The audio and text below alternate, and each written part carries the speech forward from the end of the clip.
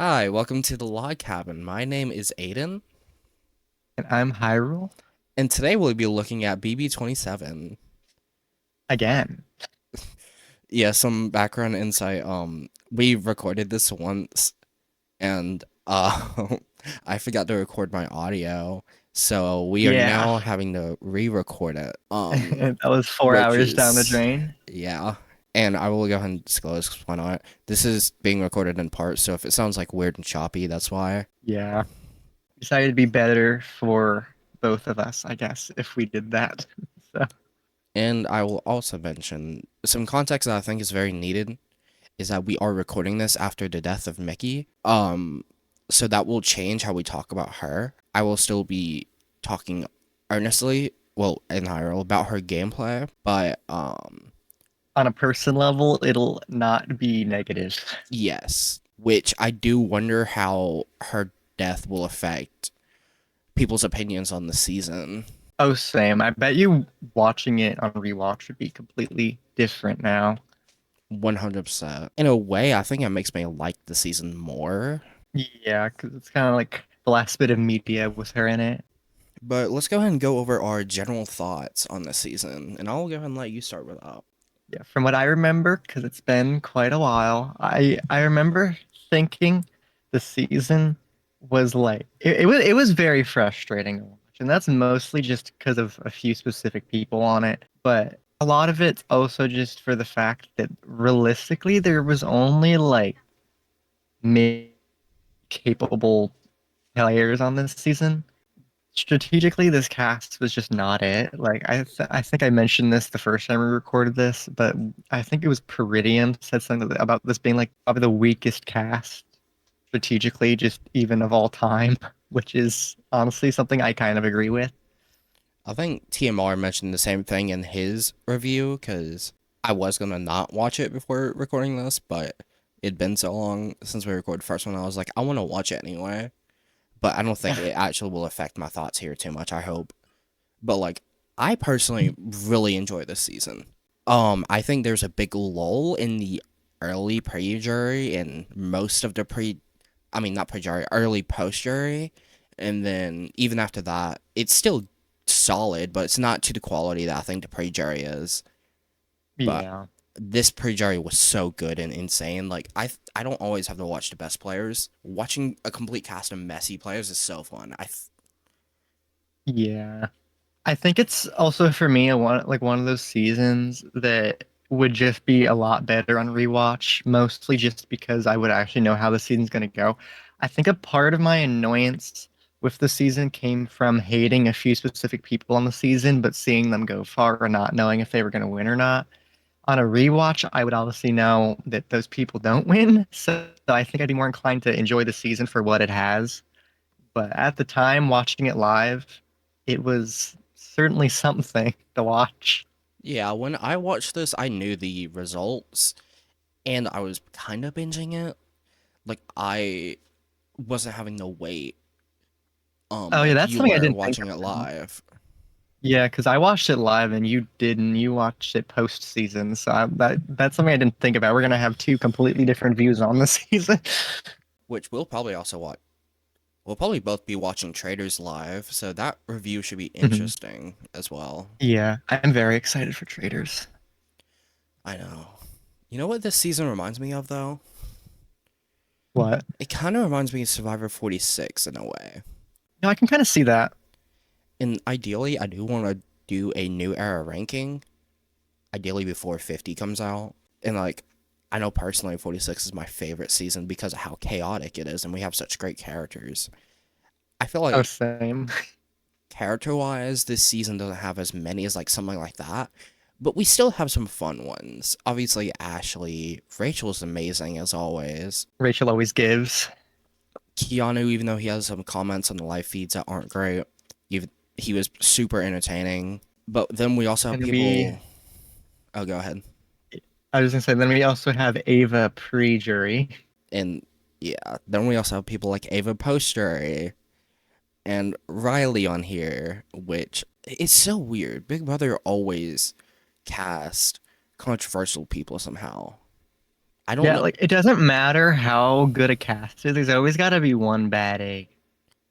Like, I think besides Big Brother 23, we have not had a season of the Big Brother new era, we can call it, where there hasn't been a controversial person. I mean, BB24 is full of them with Daniel, Nicole, Kyle, and then 25 we have Matt, Cameron, and Jag. And don't forget Luke.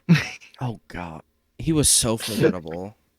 And Yeah, then goes on to say the N word. Oh, we also have Jared on that season. which being Cerise's son, I had such high hopes for him, and then he completely disappointed me, and I'm glad he was not on Survivor.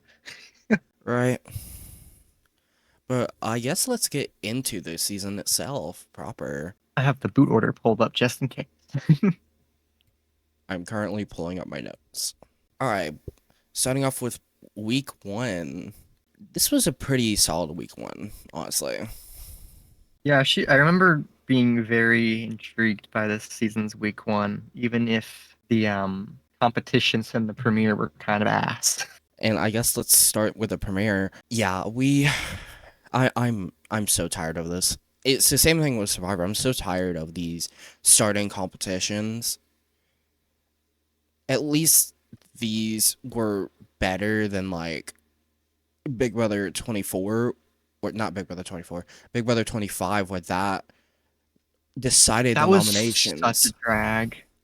Yeah, not only that it decided the nominations, but I actually rewatched the 25 premiere with my friend not long ago, and it was so long that we literally sped it out.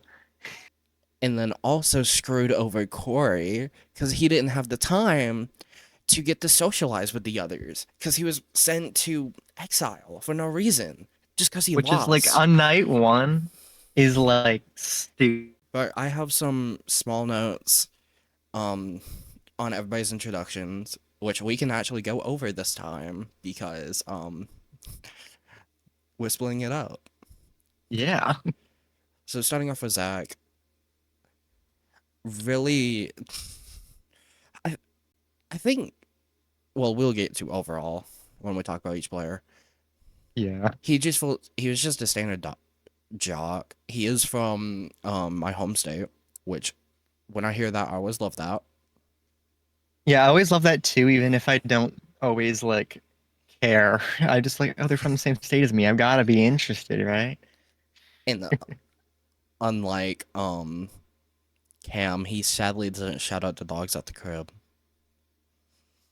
I miss Cam. Just for that, he brought nothing else. Then we have Kelly, where I didn't write much for her, just that she was a weird country girl. Which That very much sums her up this season. we have Ashley, a strategy consultant, who also, I believe, in her original intro, she was talking about getting into a showmance that never panned out.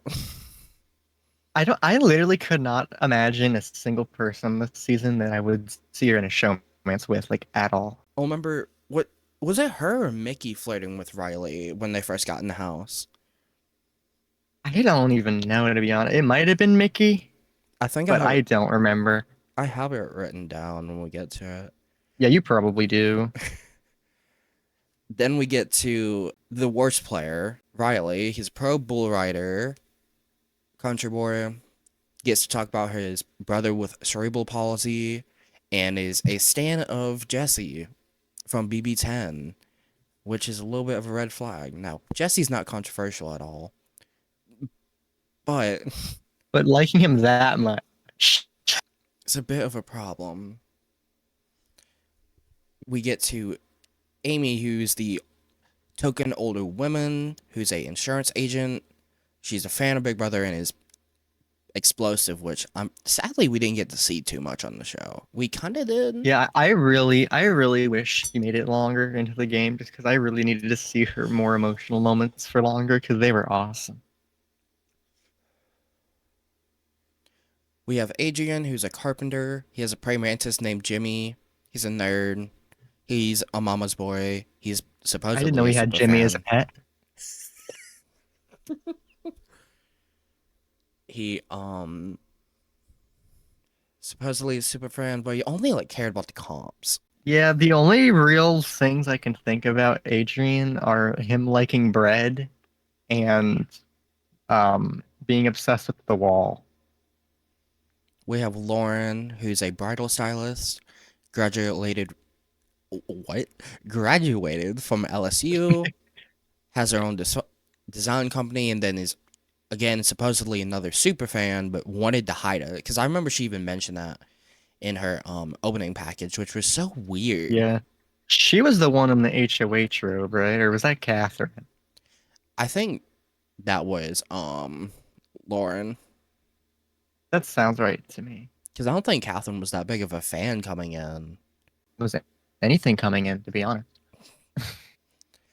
Then we get a star of the season in Keanu. He is a personal trainer, but he's also a dungeon master.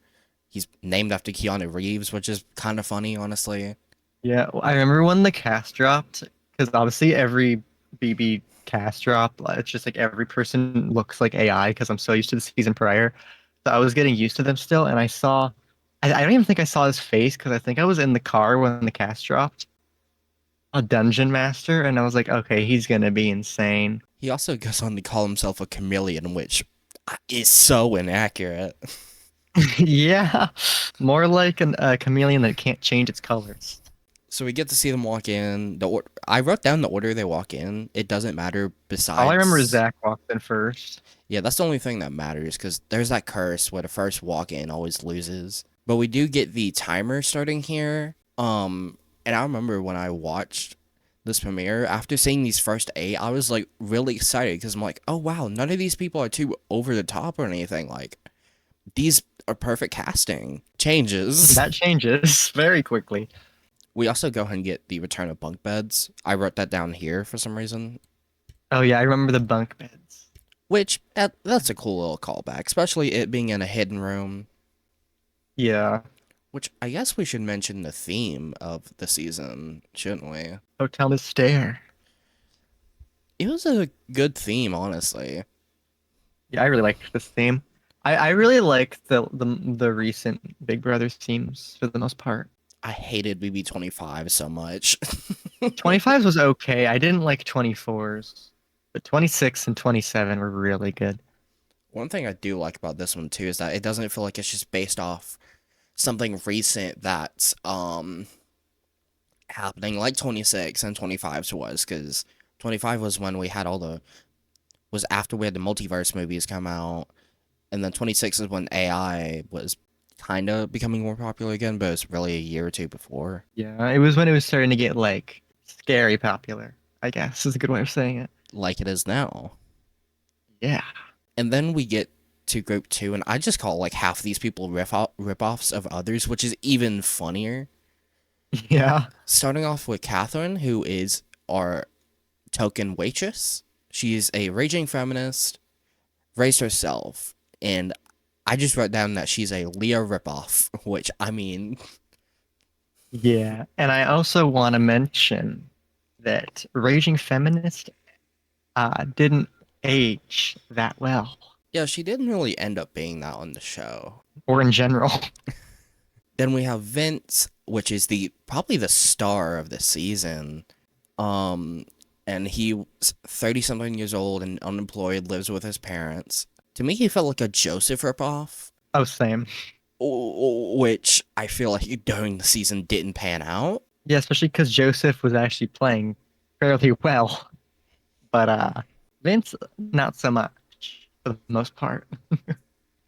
We have Mickey, who's a event curator, grew up redneck, and is from Atlanta, Georgia. We have Jimmy, Something. who is a strategy consultant, lying about his profession for some reason, and specifically mentions Frankie Grande, which I do not feel like is ever a good sign. Especially because Frankie Grande's kind of gross. I found him, I put Chemo and Reagan. He feels more like Reagan than Chemo He to reminds me. me of Heisem, to be honest. Honestly, during the season, he's much more Heisem. I think pre-season he Yeah. feels more Reagan though, especially in the first episode with him immediately going after Rachel. Yeah, especially because they even have the same placement, I'm pretty sure, too. That's honestly even funnier. Yeah. We get more the Morgod Morgan, who I love. Oh yeah, I like her too. She is a gamer, model, content creamer, Ew, ew. creator. Not that kind of content creator.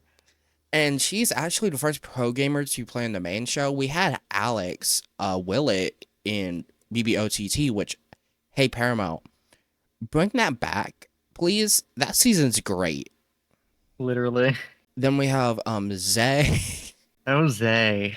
First of all, what possessed this man want to go by Zay over Isaiah? Because he thinks he's that. He's a door-to-door salesman. He was very sheltered, which is very obvious. Yeah, that doesn't surprise me. That very much adds up. Self-conscious, and I believe he does mention in the intro package he grew up Mormon or is Mormon, and it's very obvious to see just in the way he talks. I don't like him. He's fine. We get Will, who's a sports podcaster, and he's the oldest house guest this season, which I like Will. He's such a Will lovable is little in guy. my top 5. I love Will. And he I need Will plays back. a pretty alright game. And last but least, in my opinion, and actually a good person to talk about after Will, we have Ava, who's an aura painter, and that's all I put about her, because there's nothing else. If I could In read her her intro aura, package. it would be looks cute but deceptively evil. I just couldn't vibe with Ava. She was so annoying the whole season. I loved her pre-jury, but then she started to really annoy me after White Locust. She got a couple good moments, like I think it's in close to the finale when she gets the moment about her having just leaving a dish out to become fucking moldy, which is disgusting. That segment was awesome though. It was funny. So we get a bunch of setup after everyone comes in. We get a bunch of setup about possible alliances. None of them matter. The only one that kind of matters is like the Amy Jimmy possible alliance, especially seeing how that pans out. We get some DRs, including Will just berating the others. Oh, we also get, yeah, it was Ashley who is flirting with Riley, and Riley just says he's human because of a showmance. I don't know what the fuck that means. I'm glad Ashley pivoted. We get a reminder that Morgan plays video games and that she wants to hide out, which is Is that really a threat? like it's not the most, like, in a way I get it, but also it's not like you're Ashley and a lawyer, which I mean I don't think anyone would believe Ashley, but like I already most of the time don't agree with lying about your job. Lying that you play video games? Really? Yeah, this is a live feed moment, so I know you don't have notes about it or anything, but I'm just gonna jump forward a little bit. But I still remember at Final 3 when she was preparing her jury speech. I was watching the live feeds. I tuned in like right as I woke up. It was like 10 in the morning, and I just saw her pacing in the backyard. Like, little did you all know, I'm actually a gamer. I go against the best players, and I'm like, okay. So It feels like Sage's reveal that she was in the army. Like nobody cares. no, literally. And then so we get a reminder of the timer throughout all this. So eventually timer runs out, lights go out, and I remember this being all over Twitter because after the episode was posted, you know. So in this first episode there is a accomplice that supposedly helped the mastermind do this bullshit. And everyone points out that Amy had a remote she used. And I was like, oh my god, yeah, you can kind of see it. And this is why Big Brother can't do twists like this. Yeah. So HOH relic disappears, just it literally just folds into a table, which is kind of cool. And then Julie just dies. No more Julie Chen. We also get a good confessional from Mickey, who in these early weeks is pretty entertaining, actually. I mean, through the whole season she is. Her eyebrows confessional about how the mastermind has great eyebrows. And then the house guests get split into 2 groups. Yay. Why? Hooray. And we get to our first competition, which is just build a puzzle bridge. Once across, there are 8 audio clues for each of the 8 doors. These clues are based on what Julie wore during the night, and whoever opens the right door wins, which is a competition of all time. And Yeah, it was certainly a comp. we get a few small moments that are just something. So Zach says he wants to win the competition to set the tone. I what does I don't get what that means. I know we heard that a lot in the early days, but what does that mean? Literally. Riley openly throws a comp for no reason, which is really dumb. Throwing the comp makes sense, but being so open about it's just so dumb. But it's Riley. What do you expect? It's Riley. It doesn't. It's not surprising. Adrian does steal a strategy from Derek X where you like start on the opposite side of the other players and just do what they're doing. And it's pretty close between Zach and Adrian. But Adrian kind of blows it by Adrian, yeah. giving Zach an advantage. And Zach wins. And he's just posing next to Julie as we From what I can move to remember, the that's like commercial the only break. time we've seen like Julie like in the house with the house guests, I guess. I think it is. That sounds right to me, so. And then we get to like the actual worst competition I think the show's ever done, where we get competition 2 where it's pretty equitable but just so boring. The It's players so lame. have to find the real HOH relic. Occasionally clues will pop up on the wall, and if you go up and get it wrong, you will drop down a trap door, and the show does this over the top as always. And Jimmy wins, and we Ew. get to the power that they win, because of course they do. Oh my god. So Zach wins $10,000, which right now makes no sense. And Jimmy gets to choose 4 people to play in the head of household competition. I don't get it. Such a big power. Why not just have everyone play? Because they want to be unique, I guess. I don't know. They want to be lazy and have to make less stuff is what it is probably. But half the house doesn't want to play in the competition because of course they don't. I'll also mention these little moments are always funny to me. Someone coughs during the transition, which is always great. But from what I remember, Ashley does volunteer but does want to throw it, which same with Adrian, which that's the ideal move. Why just say no, I don't want to play? Just especially with how you're getting safety and how much power the first head of household has. No, literally. I'll never understand that. Like, if it was old Big Brother, I think we mentioned this before, but if it's old Big Brother, I could see not wanting to win first HOH. But in new era, that's like literally like the best decision you can make because pretty much every first HOH outside of BB25 in the new era has gone on to go far or win. So, Yeah, and it's hard to like mess it up because Riley kind of actively messed it up too. yeah. But we get to the head of household competition where we get a couple competitions from reindeer games here. And this is one I'm glad we got back because it's honestly a good one. Where you balance 6 weights on like poles that are like uneven, like 3 poles Yeah, that I are really like like that branches, comp. and the rest balance for 10 seconds. So we have Mr. Paranoia itself, Vince winning HOH, which I don't know why he's so paranoid. No, at the time, I remember being like, okay, I'm fine with that, but quickly changed my mind. When they get back in the house, it gets announced we have AI Arena back, which is now called BB Blockbuster. Which, honestly, if it didn't last so goddamn long, wouldn't be a terrible decision. Yeah, I liked it on BB26, but it just lasted so long that on 27, I hated it. Especially when we could have had such an interesting week in the, I think, was it the Will week? It was the Will or Mickey week where Lauren was on the block, then went on to win the Blockbuster. And I was really hoping she would win it, yet, I mean, lose it. And it's just like, no. Yeah. But then we get like a great moment. Rachel fucking Riley walks into the house. I was so excited for that. I mean, Twitter had it clocked that it was her, but just knowing we got to see Rachel Riley on our screens in 2025 is amazing. And it wasn't on some random show either, like Snake in the Grass. And we immediately get someone fighting with Rachel and Jimmy. And this is where the Reagan comparisons came into my mind. But we move on to the next episode. They reveal that there's a accomplice.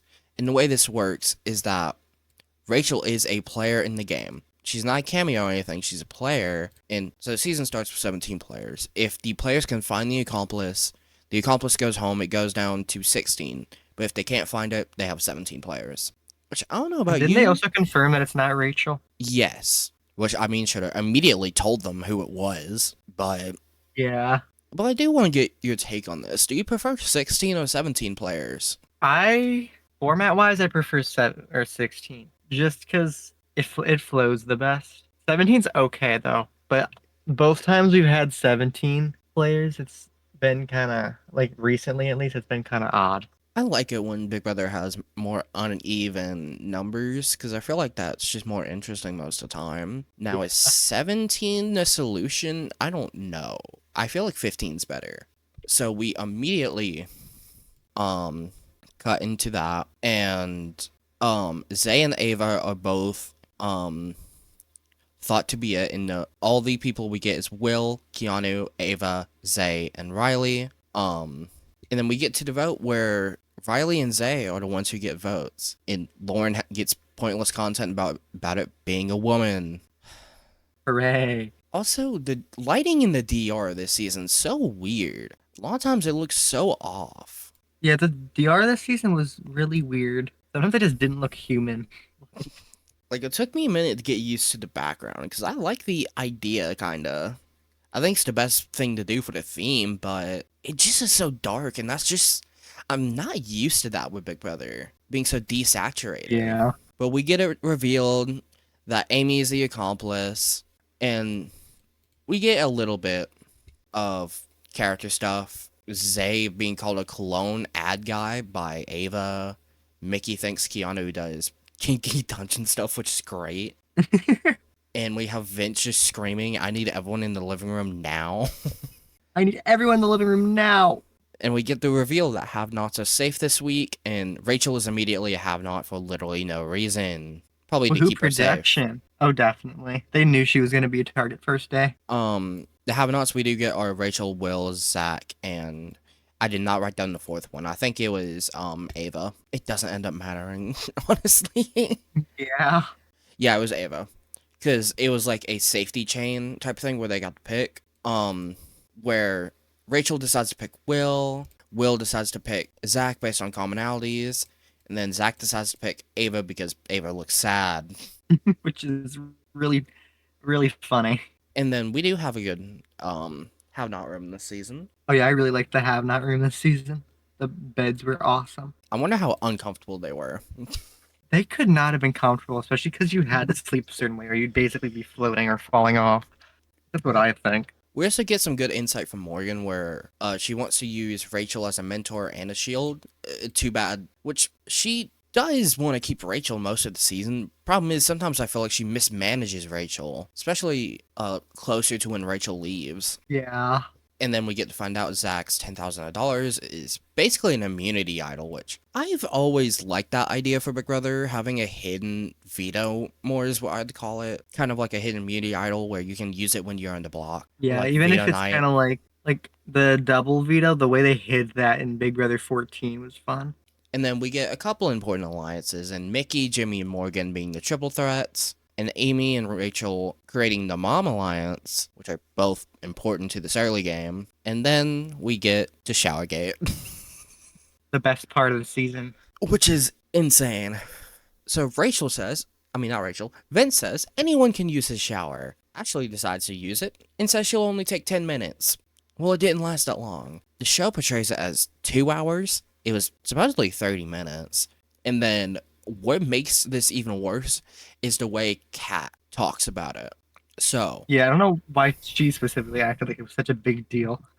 because she literally originally says, I don't care that she took a shower that took that long. But then goes on to be a hypocrite about it and says, no, that's rude. Amy also doesn't help this situation by telling Ashley to not make it a big deal. Like telling Ashley people are mad about it, which, what a shocker. Ashley is like, hey, goes to apologize to Vince, because especially since it's getting her targeted. And this is the first instance we get of people's bad play this season. So Jimmy immediately makes a deal to keep HOH players safe. Not Jimmy, Vince does. Keep that in mind. And then we hear about Kelly and Vince's final 2. Kelly immediately volunteers for the block. Which, like, why would you do that? Because it's Kelly. She thinks it's like some S tier strategy, but it's just no. My take on it is Especially that week 1. if it was later in the game and she knew she was good at comps, it would be fine. I think that would be fine. Or if this was like a returnee season and she knew she was good at comps and could take advantage of the blockbuster like Ozzy takes advantage of Redemption Island in South Pacific. I think that could be good. It's week fucking 1. On a newbie cast, for the most part. And then we get Ashley trying to talk to Vinny, but Vinny literally just shuts her out and doesn't let her and calls her paranoid. Because, yeah, she's a target. Of course she's going to be paranoid. What do you expect? How dare you get upset that I'm putting you on the block? We get the nominations where Vinny immediately breaks a promise, which gives foreshadowing into what he does later. Very much foreshadowing. Where he puts up Zay and Amy, which both are fair, and then puts up Ashley. And I get Ashley's a big target, but you just promised her safety. And he immediately starts his guilt tripping with Amy and Ashley.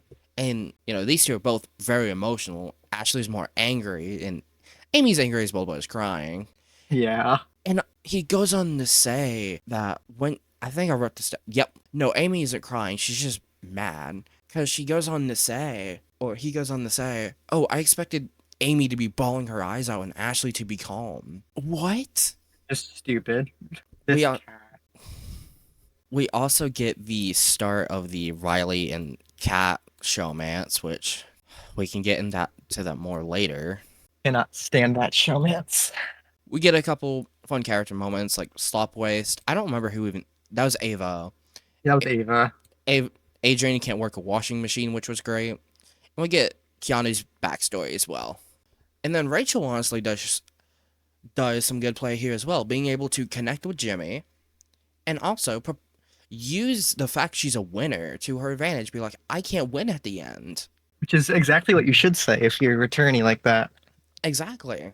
We also get a alliance that kind of doesn't matter, but goes to show Vince immediately breaking alliances, where alliance of Morgan, Rachel, Jimmy, Zach, Riley, and Vince is made. Rachel doesn't trust it because it's all physical threats, which makes sense. But also, if they are going to keep her safe, I don't know if it's really the best idea to turn on this immediately. In my opinion, it's not. Now, we get to the veto picks, which we get Amy, Ashley, Vince, Zay, and Rachel, and then Zach, which was house guest choice. Or, no, Rachel was house guest choice. Picked by Ashley because she promised to use the veto on her. Not by Ashley, by Amy. And then Zach also wants to save Zay, which is such a... Their dynamic this week is so weird. Yeah. I still don't understand why he would have done that. I don't know. So the veto comp is where they have to check different areas to identify footprints, tire tracks, and smells to relate it to a certain suspect. The first to do this wins. And besides actually winning the veto, the other notable moments from this are the way everyone presses the buttons so calmly, which I find kind of insane. And then Vince is just so mad at Ashley winning. Yeah, Vince is not having it, which is, like, you should be relieved because that's a dumb move to target her, in my opinion. But it's bigger fish to fry. I will say, Vinny has some great lines this season. So do many other people. I have a lot of them wrote down. We can't go through all of them because of time. But I do want to mention a couple he says this week. And I'll probably periodically drop them. He just says, then it remains, Amy's a bitch. I don't give a fuck. I don't remember the context behind this. I don't remember the context behind that either. I feel like I remember him saying that, though. I know Jimmy has a huge ego. Which, I mean, he's not wrong. He's not wrong. But Keanu is trying to target Jimmy for some reason. Because Jimmy is targeting... Was he targeting Keanu first, I think? I think he was. So, Jimmy targets Keanu, which Vince and Keanu by now have become close. And Vince just says, why the fuck would I put you up after talking to him? And I don't understand this. Especially since he goes back on it. What's even worse is, Kelly still volunteers for the block after Vince wants to put Jimmy up.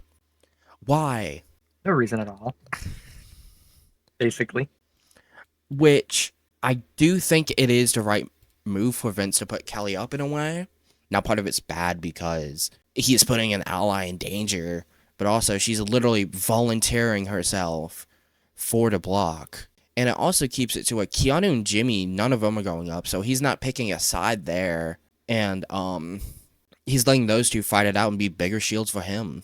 Yeah, but don't worry, Kelly has the final two with Vince, right? Right, right. So we get to the veto ceremony. Ashley saves herself. Kelly goes on the block, and then Jimmy just makes a meal out of this for no reason. He calls out Keanu, and then also obviously steals some lines from Drag Race. And then Keanu just responds greatly. Where Keanu during fights is amazing. He is so nonchalant and so calm. And sometimes it even feels like he doesn't know what's going on. It's really funny. He just hits Jimmy with, how long did it take for you to come up with that? I don't remember the line. It was something about how fake Keanu was, and I was faker than his sunglasses, which, how cringy. Oh, Jimmy's corny. I don't. It's funny on the show he was awful, but outside the show, like on Instagram and stuff, he was amazing. I don't understand how that's possible, but So we get set up of the Burger Boys, which that alliance just doesn't matter because even after Zay goes home, they don't even stick together. yeah, they're mentioned like maybe once this season. Mastermind randomly comes in during the night. It didn't matter at all. Yeah. And I don't remember when this happened, but Zay is talking strategy with people and he just decides to threaten people who don't vote him to stay. Which why? Oh boy. I think this is when he's talking to Rachel. Cause then we have Rachel with her comment, I'd be careful coming for the queen, you'll be beheaded. That sets the scene for this season. And then we get the fight, which is so awkward. You have two people who are awkward when fighting, and it's honestly so funny. And I'm really sad that they edited it down so much because on the feeds it was awesome, but they cut out a lot of it I remember on the seeing show. seeing it on Twitter, and I was like, "Ooh, this is fun." Yeah, it's because Zay kept stumbling over his words, but they completely edited that out in the final product on the show, which is really sad. Probably for the sake of time. Probably, but they should have at least clowned on it, in my opinion. Now we get to the blockbuster where they have to unscramble for words that are scrambled, and they describe a phrase, which they use the phrase to find a certain object and ring in, which not a terrible comp, just a little Yeah, complicated. we've had them a few comp like that a few times, and I don't mind them. And Kelly does win the blockbuster and just eats with her pose and her just putting on the crown, which is the answer. He was very nonchalant about it too, if I remember correctly. Rachel does flip the vote kinda before the speeches, and normally I wouldn't mention speeches, but I think a moment in Zay's is important where he does mention that taking out Amy is taking out a number for Rachel. The problem is Rachel's a great shield, so You know. And another thing I want to mention, I love Rachel's like evil grin, like evil glare that she's giving at Zay when he's giving his speech.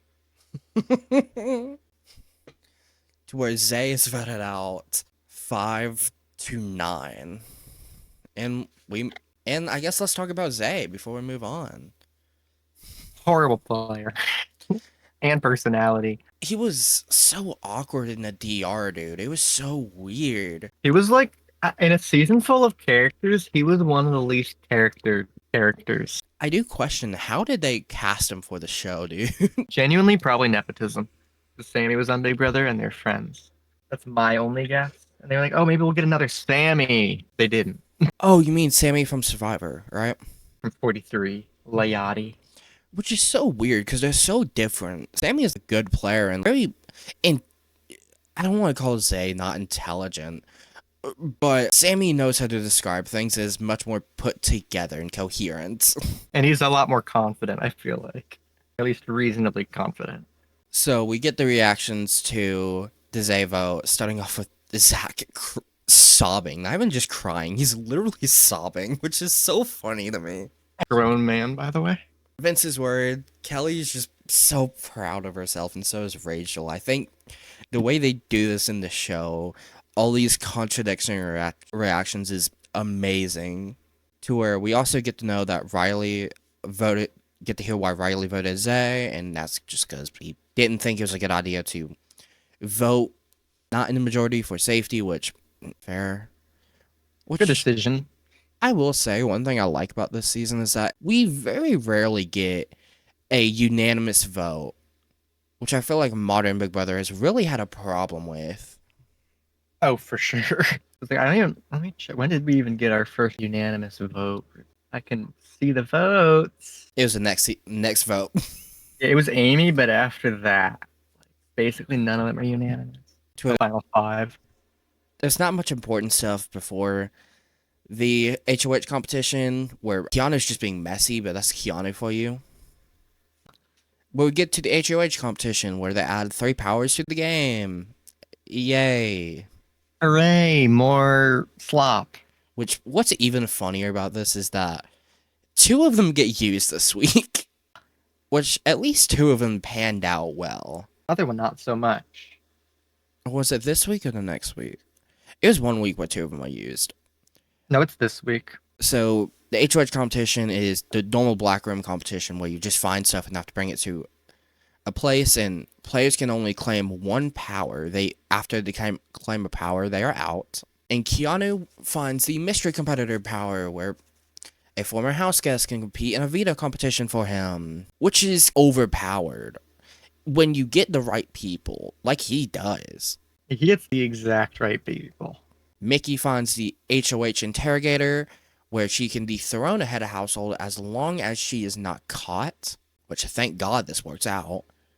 And then Kelly finds the most pointless and underpowered power of all of these in the mystery veto, where she can just choose to play in a veto competition after veto ceremony if she doesn't win it, which is so underpowered, dude.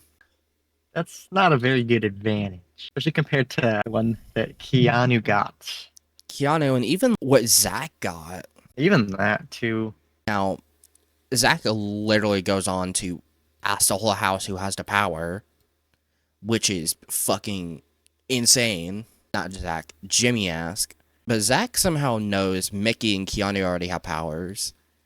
And Mickey goes on to tell Morgan about hers, which is an interesting choice, but it does solidify trust between the two, which Mickey goes on to break herself. Oh, Mickey. And Jimmy wins head of household, where he decides to nominate Kelly, Adrian, and Keanu, which these are probably the best picks for him to nominate. Better than who he picks later, where he also knows Kelly won the mystery veto because he was literally leading her to the power, where that's why Kelly's up, Adrian's a pawn, and Keanu's a snake, and he goes on to call out Keanu again. And I do love this line, even though it's 1,000,000% stolen. Your game is full of shit. The toilet is jealous. That's definitely not original, but it is a great line. Because aren't almost all his lines stolen from Drag Race? I think so. Most of them, anyway. So Keanu goes on to tell Vince about his power for some reason, because it's Keanu. And then we get weird setup to a Lauren-Kat relationship, but Kat doesn't trust Lauren for some reason, which is kind of weird. There's no reason not to, especially because it's Lauren. I don't think she's gonna rat you out. Which just leads into the weirdness of Kat's game, which we can talk about that when it comes down to it. But Keanu uses his power at the video picks, and we immediately get Jimmy and Keanu fighting, which is honestly great. And then Keanu goes on to threaten the whole house, which is a questionable move, but is so entertaining. It wasn't a good move, but what's funny is what he said is so nothing. Because he just said, I'm going to take you out one by one by one. And it's just like, isn't that what they're all doing? And now he's a target just because he said that outward, right? I never understood why everyone was so mad at him for that, because that's just literally everyone is doing that. I think it's overconfidence is what it is, where he thinks he can do that and then just threaten everybody. He did, for the most part, but he didn't really have a say in most of it. I guess, but he did say himself, I didn't say I was going to do it myself. I just was going to win so much that they'd pick each other off. So, the video players are Jimmy, Keanu, Adrian, Kelly, Ava, and the mystery house guest. Correct. Which is Casey Clark. Ew. That is so overpowered. That is insane. It's overpowered, but it's also boring. Like I would have taken Michael, honestly. I'm shocked it was Casey over other people. Because I never felt like production really liked Casey. It's especially because Tyler didn't win. But it's possible that Michael or Jag, for example, turned it down. But I think Michael would have been an even better pick just because Michael is good at literally everything. I would have been so mad if it was Jag. I do not need him on my TV screen again. No, Jag being so good at comps, sure, a lot of that was him braining out of stuff, but even the physical stuff, there was no competition. Well, it was like him versus three old ladies and Matt, but they traded anyway. So the occasional Bowie Jane win, but that was by luck. So we get to the video, which is, I can't remember the competition name. I think it's Ready, Set, Go or something like that. I think it's Ready, Set, Go or Ready, Set, Whoa, whatever it is. Where they hold buttons behind them and they can't run until they're prompted. And the last player to reach the button on the other side gets eliminated. And this one looked harder than normal with how uncomfortable of a position they made them be in. A cactus pose. Which, if that was a competition by itself as an endurance comp, I would like that. Yeah, it's the one Survivor endurance comp, like Going Numb or whatever it's called. The one where Christian talked Jeff's head off. But we get Felicia Cannon, which, come on. Even though this is so... It's Big Brother being Big Brother and cringe. We get Felicia. I love Felicia. Felicia's mom, so... Where really the order of elimination doesn't matter. Besides the final two in Adrian and Casey, where it's kind of close, honestly. Which is insane that Adrian was close to beating Casey fucking Clark. But Keanu wins the veto, and Jimmy just gets massive HOH-itis. I forgot exactly. Didn't he just straight up renom Amy? Yep. He renoms Amy, which is ridiculous. Stupid ass move. As by this time, he's aligned with her. Which, I don't get it. No one said this cast was smart. But Kelly decides to use her power as well. And we get a funny line from her where someone says, I hope we get to watch your comp. And Kelly just goes, oh God, I hope not. Kelly's a weird favorite of mine on this season, I'll mention. I think she has some moments where she's not great, but mostly she's very entertaining. She has some moments where she annoys the hell out of me, but there's some moments where she's really funny. Even in her exit interview, it was so funny. And then fast forwarding again to finale night, oh my God, I loved her on the jury bench just laughing at Vince's answers. And then she's like, sorry. We also get more messy gameplay where I think this was before the veto was used, or I think it was during the competition Kelly won because Jimmy had to put up another player where Keanu tries to get Rachel up, and Jimmy considers it. Which is stupid. The mystery veto is literally just Caitlin's puzzle, but even easier. There was no way in hell she would have lost that. That was a toddler puzzle. So obviously, she uses the veto, and Jimmy nominates Will, which thank God he did something that makes sense. And the house is, at this point, very fluid. Divided by gender lines, almost. What makes that worse is that Lauren and Kat want to vote out a woman and Amy, which is... And Catherine learned nothing. And Rachel tries to campaign for Amy to say, but just doesn't work out, where we get to the blockbuster, it's a 12-piece puzzle, Adrian wins. Very boring. And we get a 13-0 vote on Amy. I was mad. Which I believe that's the most votes cast against anyone in a Big Brother season on one round, which... That I know of, I would think so. Knowing Amy holds that is honestly funny. We also get a fun Julie Chen moment, which is possibly problematic, where Will, during his speeches, always mentions his wife, which he calls his chocolate drop. And Julie goes on to say, Will, am I your lemon drop then? Which is an interesting comment to make to a married man. Well, it's Julie Chen. No one said she was good at reading the room. But sadly, we lose Amy, which she was a fun personality. I mostly screwed by Jimmy. I think she does have some poor play in making her relationship with Rachel so obvious, where that's the main reason people want her out, because she was just a number for Rachel, which also is questionable by this cast, because Rachel's a great shield, but also, if you can put yourself closer to Rachel, that's even better. I just don't think there was any reason to even nominate Amy this week, let alone vote her out. But Jimmy especially nominating her was just horrible, even if she wasn't a great player. We move on to week 3, where Lauren is such a weird player on this season. She somehow doesn't expect people to vote out their number one allies, which I don't get this woman, especially since She's a confusing player this season. she goes on to win Head of Household, which is just a true or false quiz. And apparently no one talk game her, which is insane. But has she talked game to anybody else? Probably So not. We get it revealed that Adrian and Will are allies, and that Rachel makes the final two with Ava, which is important to a week or two of this season. And obviously Zach and Morgan are close, which is funny because I remember seeing the clip of Taryn just losing his mind over the conversation Morgan and Zach have. Now, Lauren's considerations are Keanu, Kelly, and Adrian, which I do feel like is the best idea for her. These are people she doesn't have any relationship with, and with her mostly trying to stay in the middle, this can be helpful. Now, targeting of Adrian could be questionable, but like Keanu and Kelly are easy targets. They're both house pariahs at this point. And then, yeah, in hindsight, I actually do think Adrian going in this round wasn't even. I remember thinking it was really weird at the time, but I think in hindsight, I think it was not bad for Lauren. I think it's bad for other people, but not for Lauren. Would you like a bean and cheese sandwich? Thank you, Kelly. Would you like a dead bug on that? She does also consider Will as a pawn, which I don't think is a bad move, actually. Yeah, that's right. Especially because I don't even think her and Will are aligned. So she nominates Keanu, Kelly, and Will. Probably the best nomination she could have done, honestly. And weirdly enough, Will is very incredulous here and doesn't seem to realize how good of a position he's in. Where people love Will by this point in the game, and he just doesn't understand that.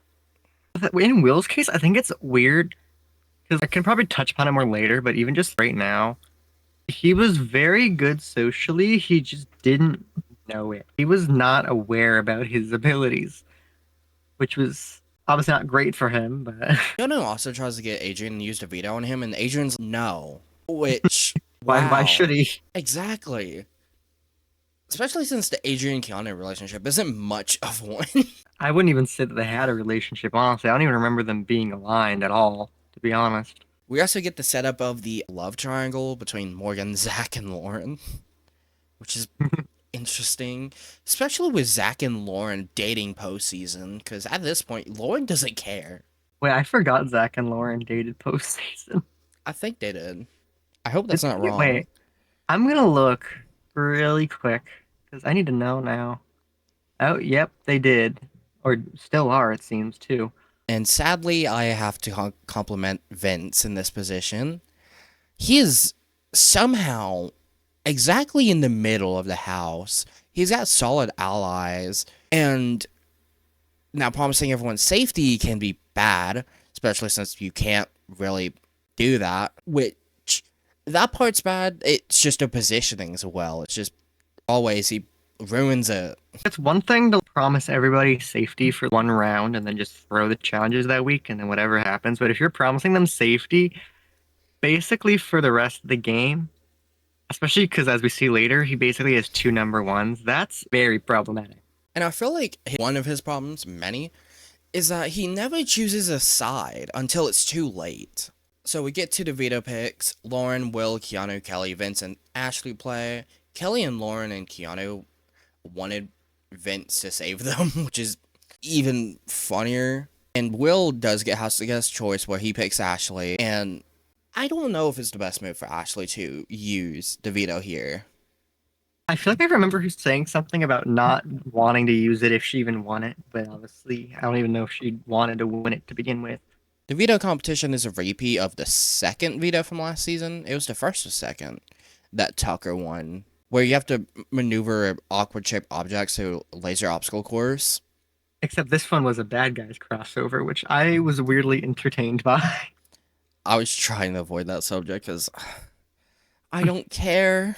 I just think it's funny that we got a furry in the Big Brother house. And we get commentary the whole time from like the characters, which is so weird. I can't tell if they just had the guy say his voice line about every stitched it together. It didn't sound like it was one line, but I can't tell if it was that or AI. Oh, if Big Brother used AI, canceled the show now, dude. Literally.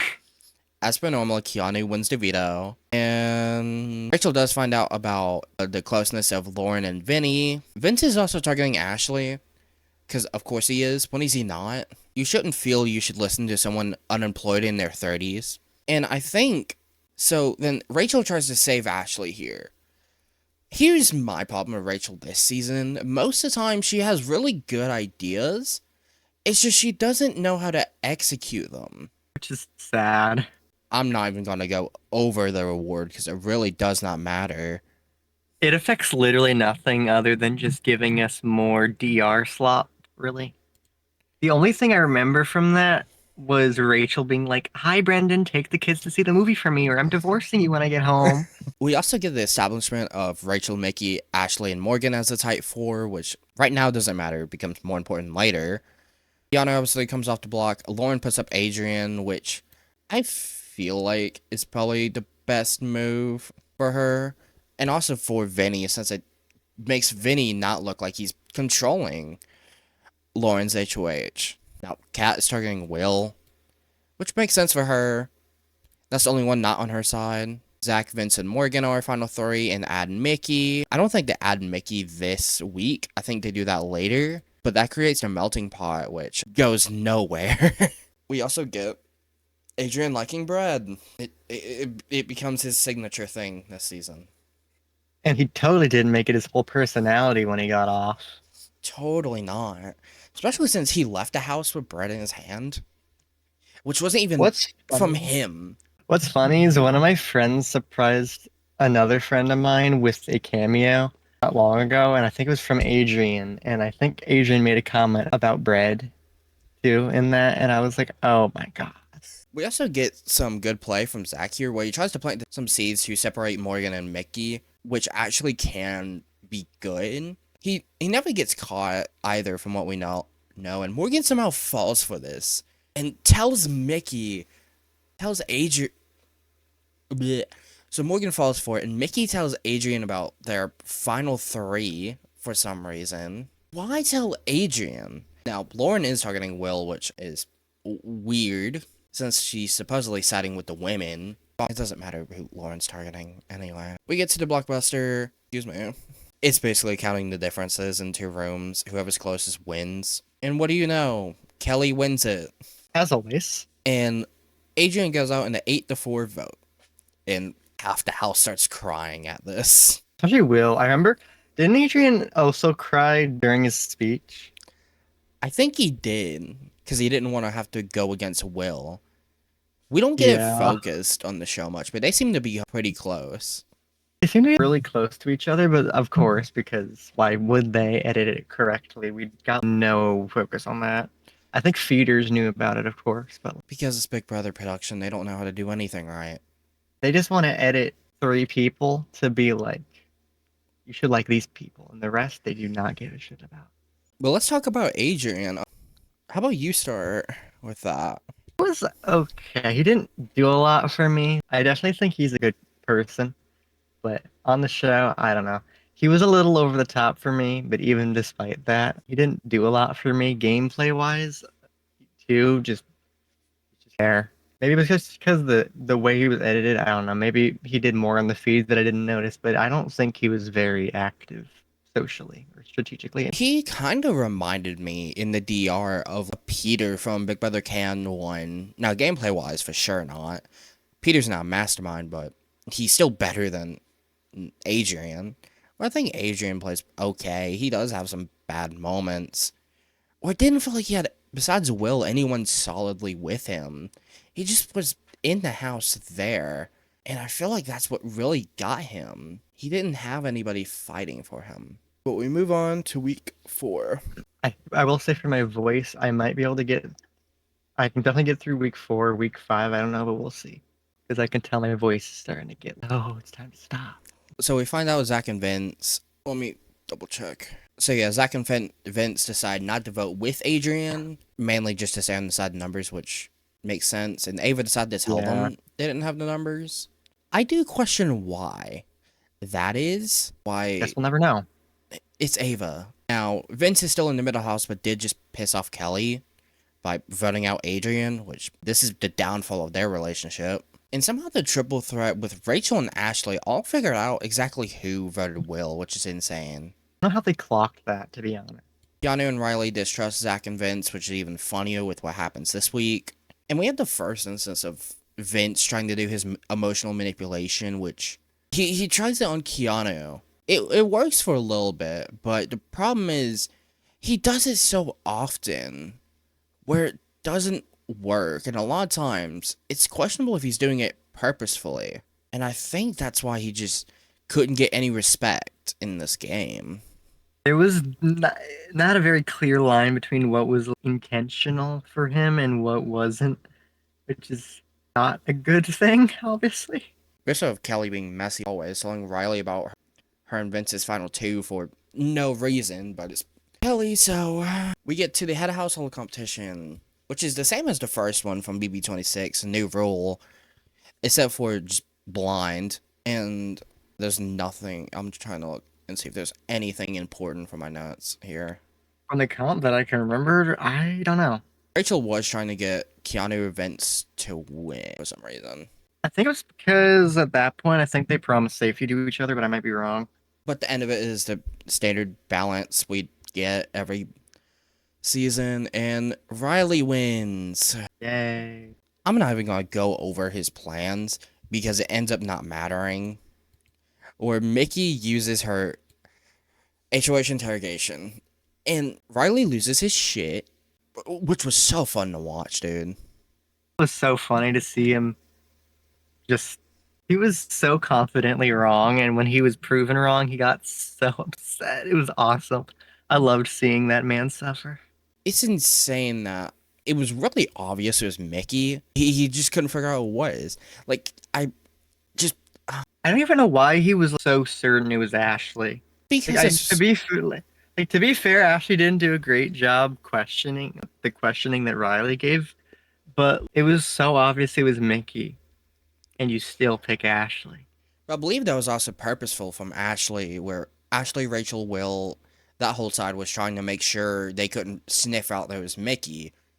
Oh, which good on them for being able to do it, but Riley decides to pick Ashley, and it's just wrong. So Mickey's the new head of household, and and this was a very fun HOH to watch, in my opinion, even if it was messy. game wise for Ashley, this is questionable because she is the scapegoat, which isn't great. Then you're the scapegoat, and that people will target you over the others.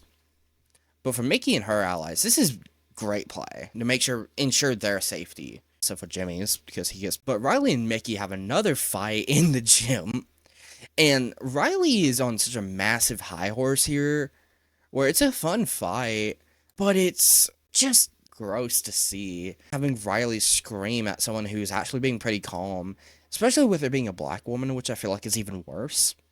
It felt kind of microaggressive to me, a little racially motivated, unfortunately. But I guess we can go ahead and talk about the Kat and Riley showmance, and I just want to talk about this once, never again, because this is the first instance we get of it, and this was disgusting to watch. Oh, I hated seeing them kiss. I hate that Big Brother made this look so good and so innocent. This was so damn toxic and abusive. I don't know why they chose to go in that direction for the edit, because it was so obvious to everyone on the feeds that Catherine was not pushed. And obviously postseason, clearly she seemed to, like, hopefully it was her choice and not that she felt pressured to be in a relationship, but obviously she ended up being in a relationship postseason. But I think Catherine even said, "I'm not ready." And Riley kept pushing, and they still edited it to be like this sweet little thing. And I don't know why they did that. Never will, to be honest. It's Big Brother production. But the considerations that Mickey has are Kelly, Keanu, and Kat, but Riley's also in consideration. He does change that later in the week, which is kind of insane. Hold on, I think, no, I'm misspeaking, I'm dumb. So he apologizes to Mickey, it doesn't matter.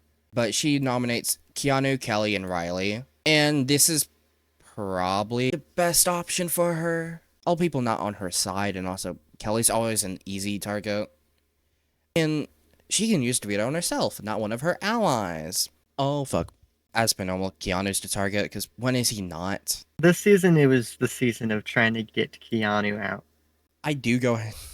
I can compliment Mickey here on the way she treats her noms.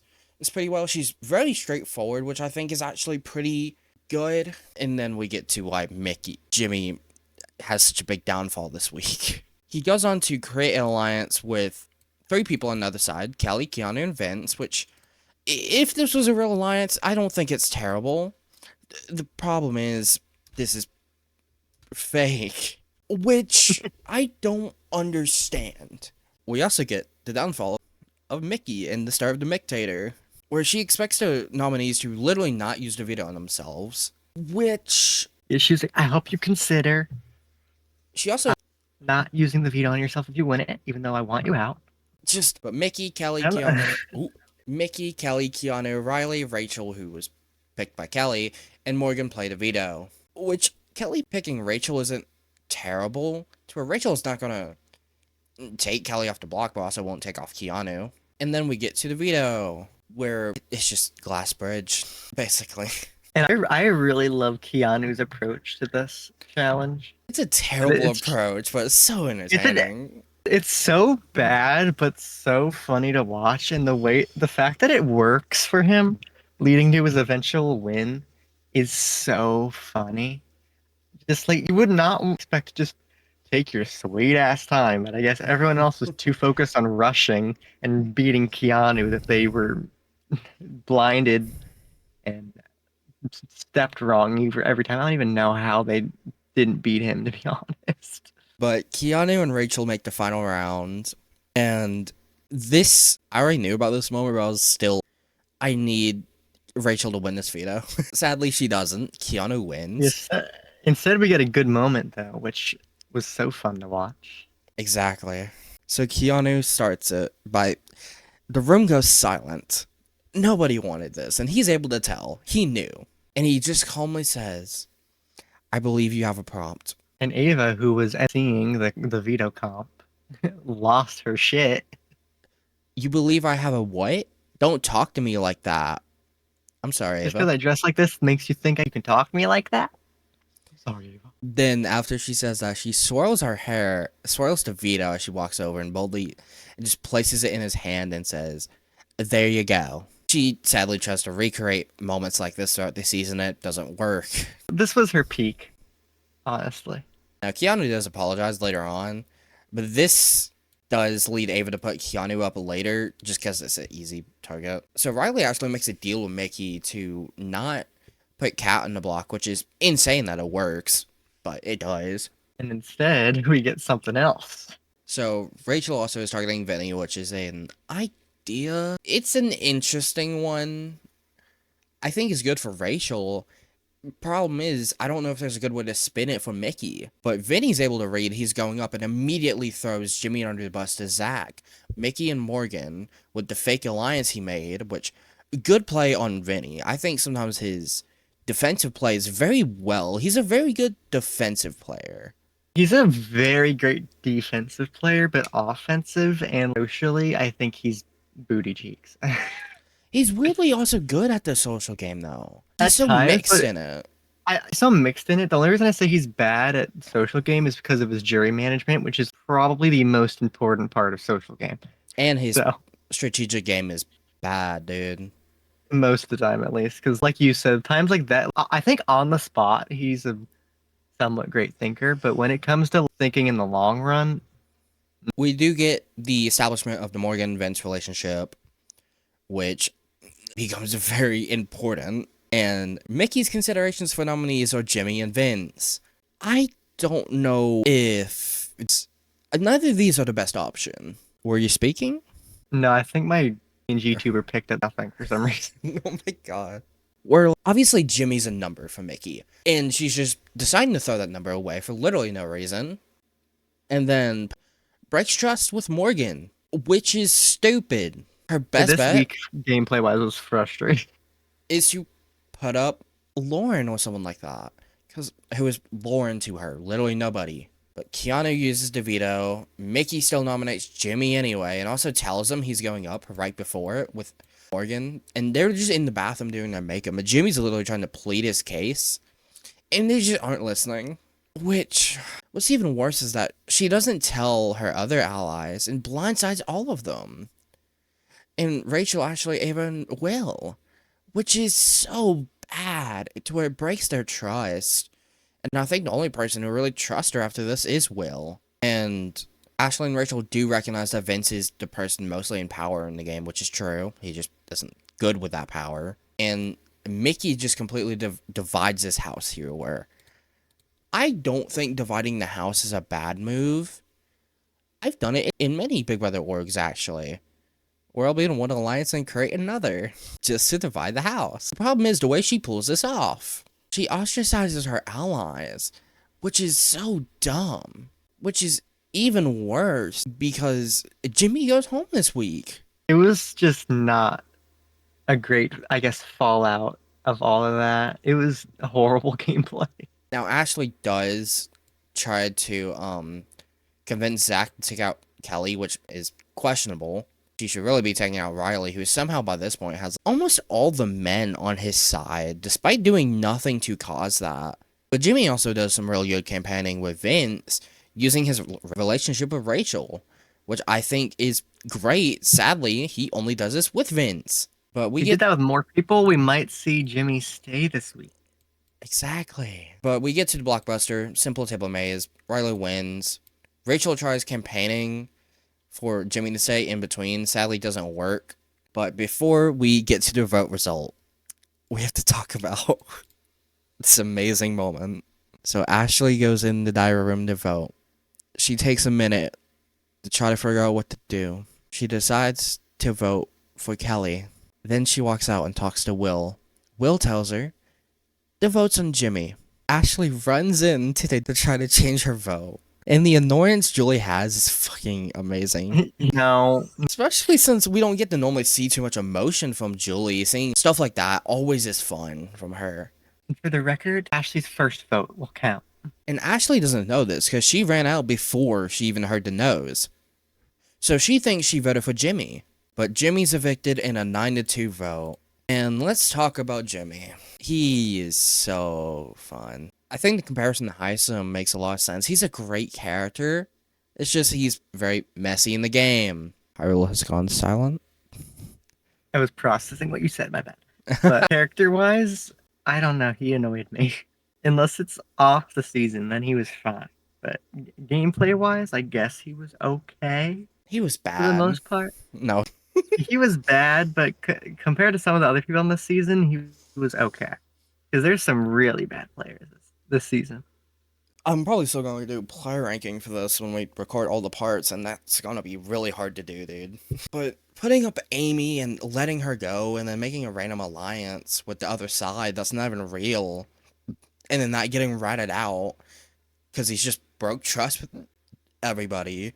Now, he does get a little screwed in Mickey being weird, where the fake alliance does hurt his game, but also, that's not fully why he goes. A lot of it's just wrong place, wrong time at this point. And we move on to week 5, where Kiana tries getting Rachel to disconnect from Ashley, which is, why does Kiana think this will work? This is so stupid. There's no reason to think that would work in any situation. But Ashley does some good damage control.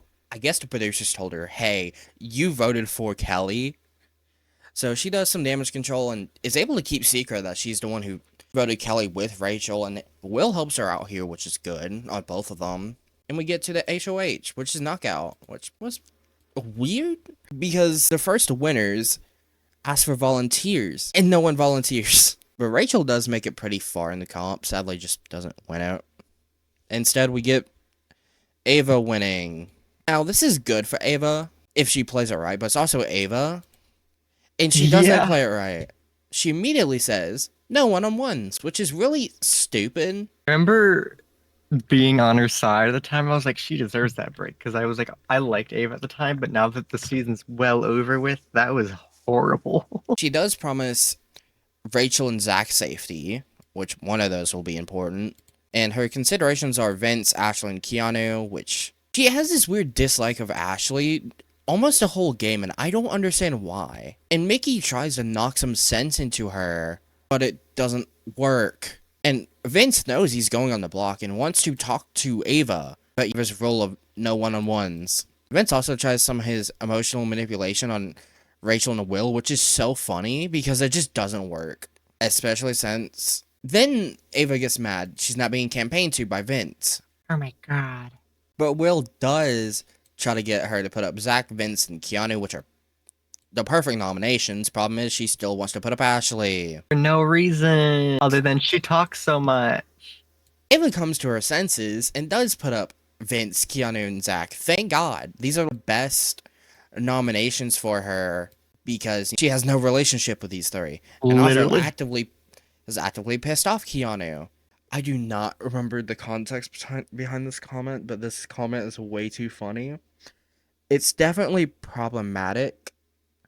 So when she's doing the nominations, this comment's problematic but funny. She literally says, "That's why it's called Big Brother, not squatters' rights." Which, telling this to a jobless man and to POC is questionable, but it gets even better. Zach is so pissed, and it's so funny. Or he's such a nothing character before this, but just seeing him so incredulous is great. But we get reminded of the melting pot, along with Vince also being aligned with Morgan, making Zach now. And Morgan doesn't... Sorry, I didn't hear the last bit, so I'm going to have to fill in the information. My cat was in the living room trying to climb the fruit basket hanging from the ceiling. So, it's all good now, though. We need to cook the cat, I guess. At this point. Morgan now distrusts Mickey, but Zach also distrusts Mickey as well. Ava's randomly willing to work with Keanu, and Keanu just says no, which I don't get it. Oh, this cast. See, I have a bunch of stuff here, but a lot of it's small stuff that doesn't matter. Which Vince somehow does fix his relationship with Keanu, which this happens a lot this season. I don't see how Vince is able to always fix his relationship with Keanu. I've never understood that either. It should just not be salvageable at any point. But Keanu always goes back, even after he says he doesn't trust Vince. He goes back. Which I think part of it is Keanu has nobody else most of this game. He's so ostracized socially, he's got no one else. That he has to go back to Vince. That he at least has some trust in Vince. Which is a knock on Keanu for sure. Definitely, though. But Ava, Zach, Vince, Keanu, Will, and Kat play the veto. And Ava's now targeting Morgan, which is a little questionable, but Morgan's being messy, like she is in the early game. And the veto is Yankee Swap. One of my favorite comps. Ava does want to use the veto on Keanu, which is interesting to put up Morgan, which that's something. And Vince does try to negotiate with Kat during the comp. It doesn't work. But let's talk about these prizes, because these are actually pretty important. Where Will does get a vacation given to him by Zach, which that does become important by the end of this week. Keanu just wins the butler, which is just a costume with a big ass, and he has to serve food off of it. And he also has to serve. Ava wins 5K. Vince wins egg. That's all I'm going to call it. Just egg. Zach does win a chain punishment. So he had the vacation and Will had the chain punishment, but he decides to swap with Will, which guarantees Will's vote by the end of this week, which good play on Zach there. Too bad he didn't use his power or be able to get the votes of others. Oh, Zach. And Kat wins the POV, but Zach decides to pick Rachel for the punishment, which that was a fun sequence. I wish we saw more of their relationship. Their relationship was nice. Oh, same. That was a very fun punishment, too. We do get some fun moments from these punishments, like when Vinny squats down in the egg to sit down. Especially knowing Vinny stays on the block this week and has to sit on the block in that dumbass costume. And then obviously, Keanu just embracing the fact his ass is now fat, which honestly is also great. Didn't he also have to serve whatever the hell they're called? He had to serve some type of, I think, pigs in a blanket whenever he was tasked to. That's what it's called. I couldn't think of the name of the food. I don't know why. But we do get the sequence of the punishment, which is very similar to Christine's and Shelly's. Just, I think, actually more boring. Not boring. It was entertaining because the two we got on it. But as a comp, like, sucked. And it has Big Brother obsessed with spraying people with paint always. And this is when we get the storyline of the others wanting Rachel to be in the jury. And she takes offense to that. And Morgan is trying to talk game with her. and mentions, I want you to make jury. Rachel crashes the actual fuck out. As she Now, should. yes, but also, Morgan was not trying to say what Rachel was thinking.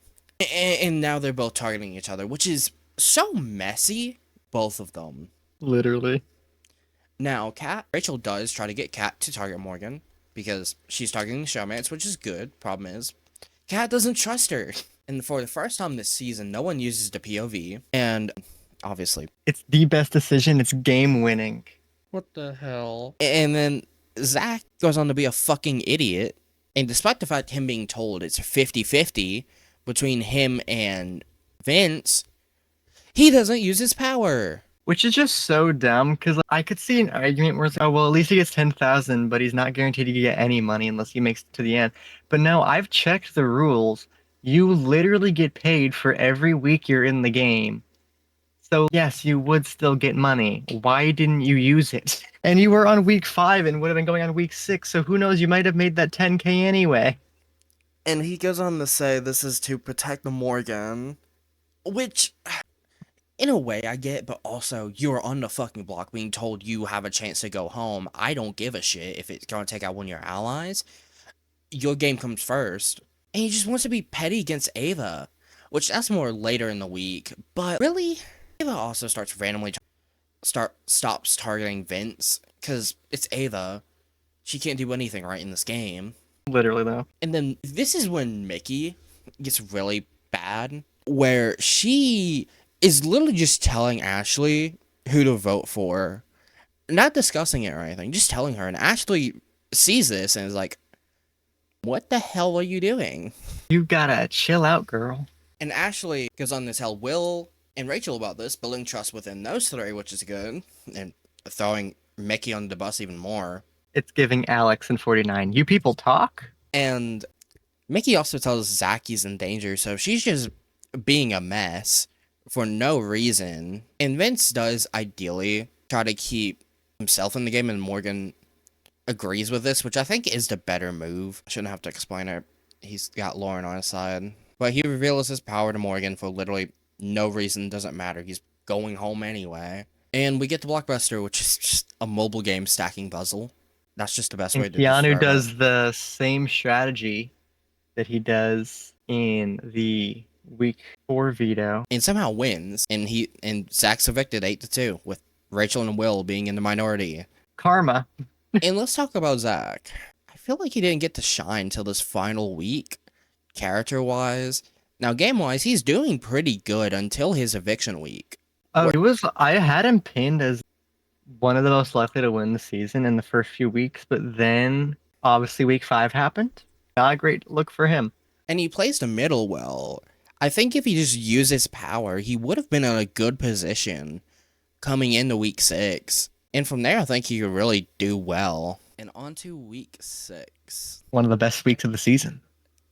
I agree. For me, it's between the Jimmy week and this week. For me, because of what this week stands for me personally, this week is like, obviously it doesn't stand for much, speaking that their context for the vote out this week was less like Riley as a person and more so Riley as a game player. But for me personally, as a viewer, it was literally watching the Holy Grail of Big Brother be born.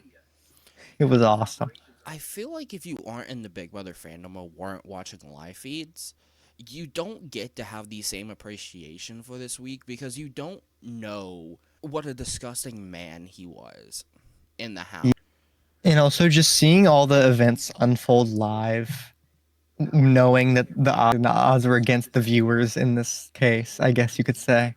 Seeing it all unfold perfectly to plan by all odds was insane. So Are you a live feed watcher at all? I tune in every once in a while, but I don't necessarily have interest in sitting down and watching it for 10 hours a day like some people do. So I'll tune in when I'm like eating or not doing anything, or leave it on the background while I'm doing something sometimes. But usually I just rely on live feed updaters, which keeps me mostly up to date anyway. So Because I was going to ask, was it the Izzy eviction? How I've heard the live feeds for that were just so chaotic. they were necessarily chaotic as much as they were just it was so disgusting, but the strategy just made people not have much hope. So seeing everything go right on the live eviction night was just awesome. Well, let's get into it. Starting with the fact literally half the house is crying at Zach's eviction, which I just find so funny. I think even Lauren was crying, if I remember correctly. Not. Oh wait, no, this doesn't matter because she wasn't HOH. That was Ava. It was HOH. But even if she was crying, I wouldn't be surprised. Speaking, they're in a relationship now, so True, but Rachel actually takes some good advantage of her empathetic skills and being a mom and uses it pretty well here. I don't know if it really got her much social capital, honestly, but I still commend it.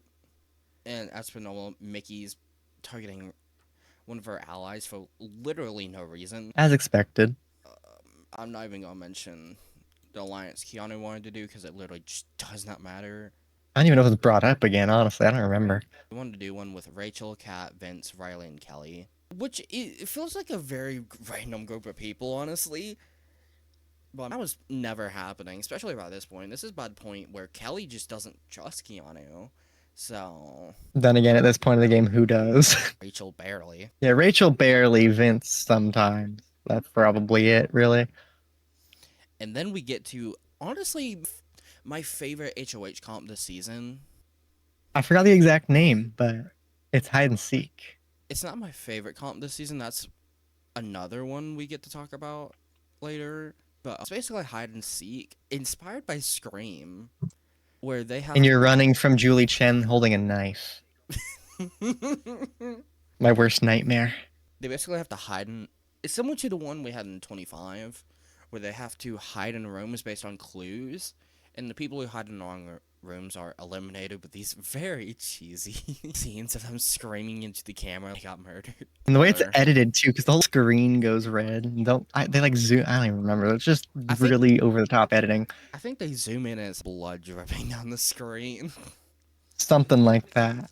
But hey, we got to hear Kelly scream, so that was fun. She also does some interesting acting later in the season. In addition, it's also prom inspired, where they're all wearing prom dresses and suits. But It's like party. I do want to mention at the time. So I watched After the Fact. I think we mentioned that earlier. And so when I'm watching this competition, I'm texting Harold and I'm like, because the voice sounds very similar to the actual voice of Ghostface, Roger L. Jackson. I'm genuinely texting him. Did they get Roger L. Jackson on here? Did they actually get him? And we both I remember that. I don't know. I look it up. Obviously, probably not. Big Brother is not gonna shill that money. The show was so goddamn cheap. They're not gonna do that. Yeah, that and also I can't even name a time they've credited a voice actor for a voiceover like that. On Maybe the they do in the wiki or credits and I anything? don't notice, but on the wiki it's possible that it's mentioned who does it often, but like an actual show, I don't know if they've ever dated, even in the credits. Because I think I checked the wiki is what I checked. I think I just looked it up. But so we get a great HOH result and Rachel My fucking dream. Riley winning HOH. That was my dream all season. I'm so happy. I remember waking up that morning and seeing the feed results, and I almost screamed. I think it was on my birthday too. It was on my birthday. She won on my birthday, and I woke up to see that, and I was ecstatic. Dude, you should get a cameo. I don't know if she sells cameos. You should get one and tell her that. She probably does. I can't imagine she doesn't do cameos. Let me look really quick, see how much her cameos are, because I gotta know now. Her cameos are. Because I bet Rachel seems like the type of person who would actually love that. She seems like she loves the fans. Oh, she definitely does. Her cameos are $135. Maybe in the future. Guys, Donate to the cause. Give me your cash so I can tell Rachel Riley that she won HOH on my birthday. So immediately, Rachel starts working on Kelly, trying to become an ally for her, which I feel like if it would have worked, it would have been a very good move. The problem is it's Kelly, so of course it She doesn't. doesn't have much social capital or anything. Mickey and Rachel have a conversation. Rachel is just trying to get Mickey to admit she was targeting her. She doesn't budge, because of course she doesn't. And she also uses religion on Rachel, which I'm of two minds of. If it works, I respect it. And I'm not someone who thinks anything's off limits unless it's certain things they use. I've seen some pretty dirty players in works, for example, and there's a difference between lying on the Bible to someone who's not religious, for example, than there is, I don't even know, genuinely being a bad person, I guess. I don't even know, but there's levels to it, for I'm, sure. I would do it, but I'm also religious. So there was an org where I made it the final tribal night purposefully, but also on accident used guilt trippy tactics. It was purposeful at times, but a lot of times it was generally just me being young and emotional. I say that as I'm like I'm fucking 40. But I made Final Tribal and got fucking reamed for it and lost because of it. Despite the It fact happens. the winner was terrible. I think I got pots that season, which was the first and only time I've ever gotten pots. Didn't I give you pots in my work? I would have to check, because if you did, thank you. But Rachel and Kelly have a conversation. Kelly does her normal thing of oversharing game information because it's Kelly. Oh, Kelly. And we get to nominations, and these are really good nominations in my mind for Rachel, which are Vince, Morgan, and Mickey. Now, this is before the judges are made. So, putting up this duo is very good for her, especially when Vince is vehemently against her. And then, obviously, Mickey, because Mickey is just such a massive target right now, and also is targeting Rachel to where I think if the veto was never used, Mickey blockbuster matters, but Mickey would have been gone here. Oh, wasn't Mickey the target up front? I believe she was. That sounds right to me. I'm going to skip Mickey's comments about Rachel. Probably a good idea. But Morgan does try to lie to Rachel, saying she wanted Rachel in the block, but not gone, which makes no sense. Why would you tell someone that? But Ashley does some pretty good work here in campaigning against Mickey, which this is where I feel like Ashley's game picks up. But that's also because one of her close allies is head of household, so. That's always a benefit. Oh, Keanu also says, my reads are horrible. Yes, they are, bud. At least he's aware. So this is when Vince and Keanu lock up their Vince and Keanu. Rachel and Keanu lock up their frenemies alliance, which is such a bumpy road this season, and it's all Keanu's But that's what makes it fault. entertaining. It's all Keanu's fault, but that's what makes it so entertaining, in my opinion. Vince wants Lauren to use the veto on him this round, which obviously he's on the block. And honestly, with the end of week outcome, it's a good outcome for him. But Lauren's just like, no. Well, she's more like, I don't know. Thumbs up her whole game. Little piss baby Vince doesn't like it. Starts crying. Nearly shaves off his mustache in depression. We get to the veto where Rachel, Vince, Morgan, Mickey, Will, and Lauren play, which Will doesn't know if he wants to use the veto or not, but it doesn't end up mattering anyway. And the veto is Otev. Welcome back. Perfectly timed cough. I have something in my throat. I don't know where it came from. It was the most dry cough ever. It's like a cough in like early SpongeBob. But it's themed after Godfather for some reason, which this season's so inconsistent with its theme. Actually, it's the so Hogfather. weird. Yeah, the themes this season are really up and down. It's odd. It's from murder mystery, Godfather to fucking terrorist attack. And we go BB ruining it all with the little one farting on the others. Gross. It wasn't even a bad OTEV until that thing happened, and then I was like, I don't dislike the little one's dialogue. I can't remember his name. He had a name.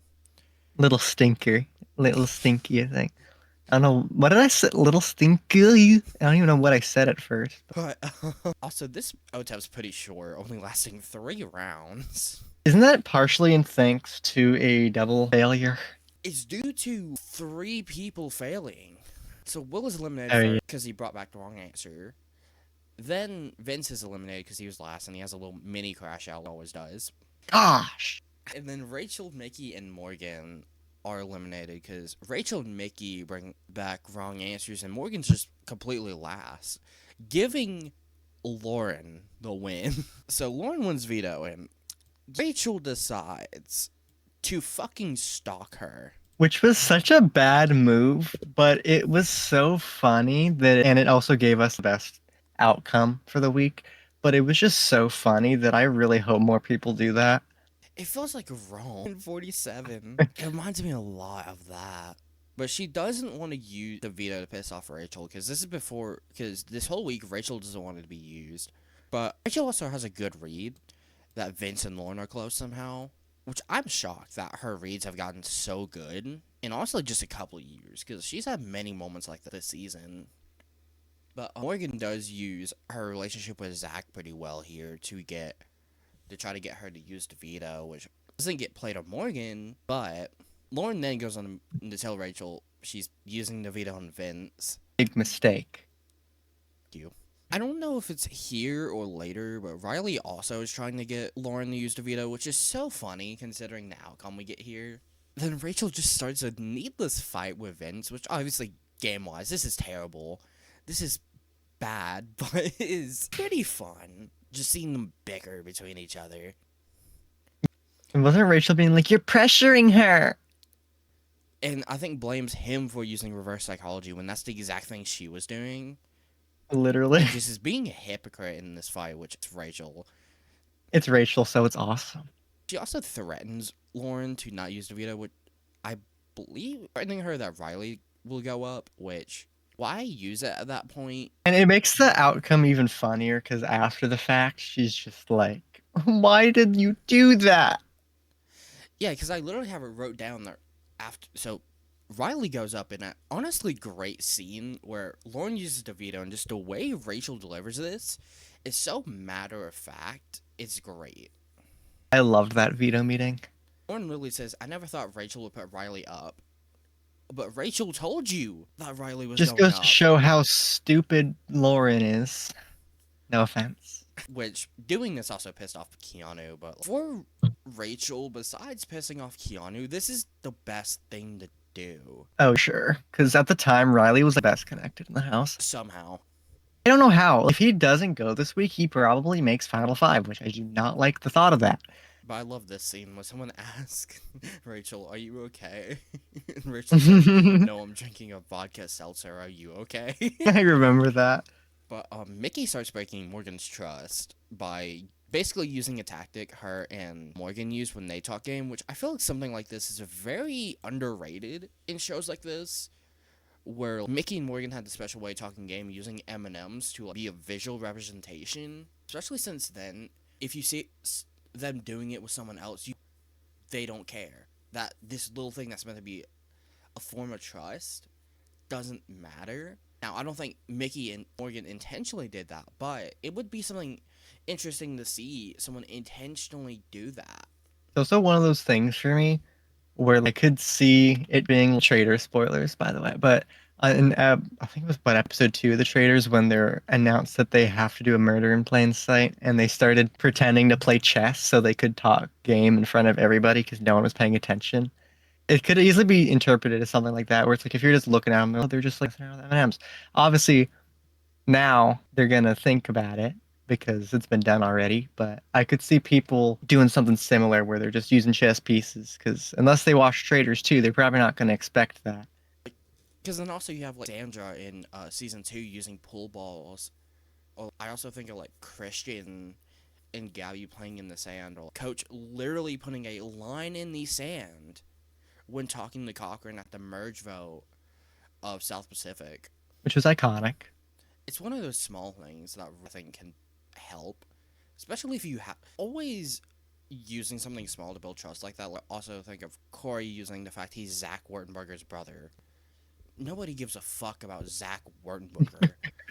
But My brother was the first boot of the season he was on. He's such a big deal. Y'all already know who I am. Doesn't even do anything because Kat is still targeting Mickey, which is even funnier. Mickey also tries to throw Riley actually under the bus for some reason because it's Mickey. She's so fucking messy queen. But we get this scene felt so similar to the formation of the leftovers to me. We get the formation of the judges, which is the only consistent alliance this season. which is crazy to think about. It is. But the judges consist of Rachel, Morgan, Ashley, Will, and Vince.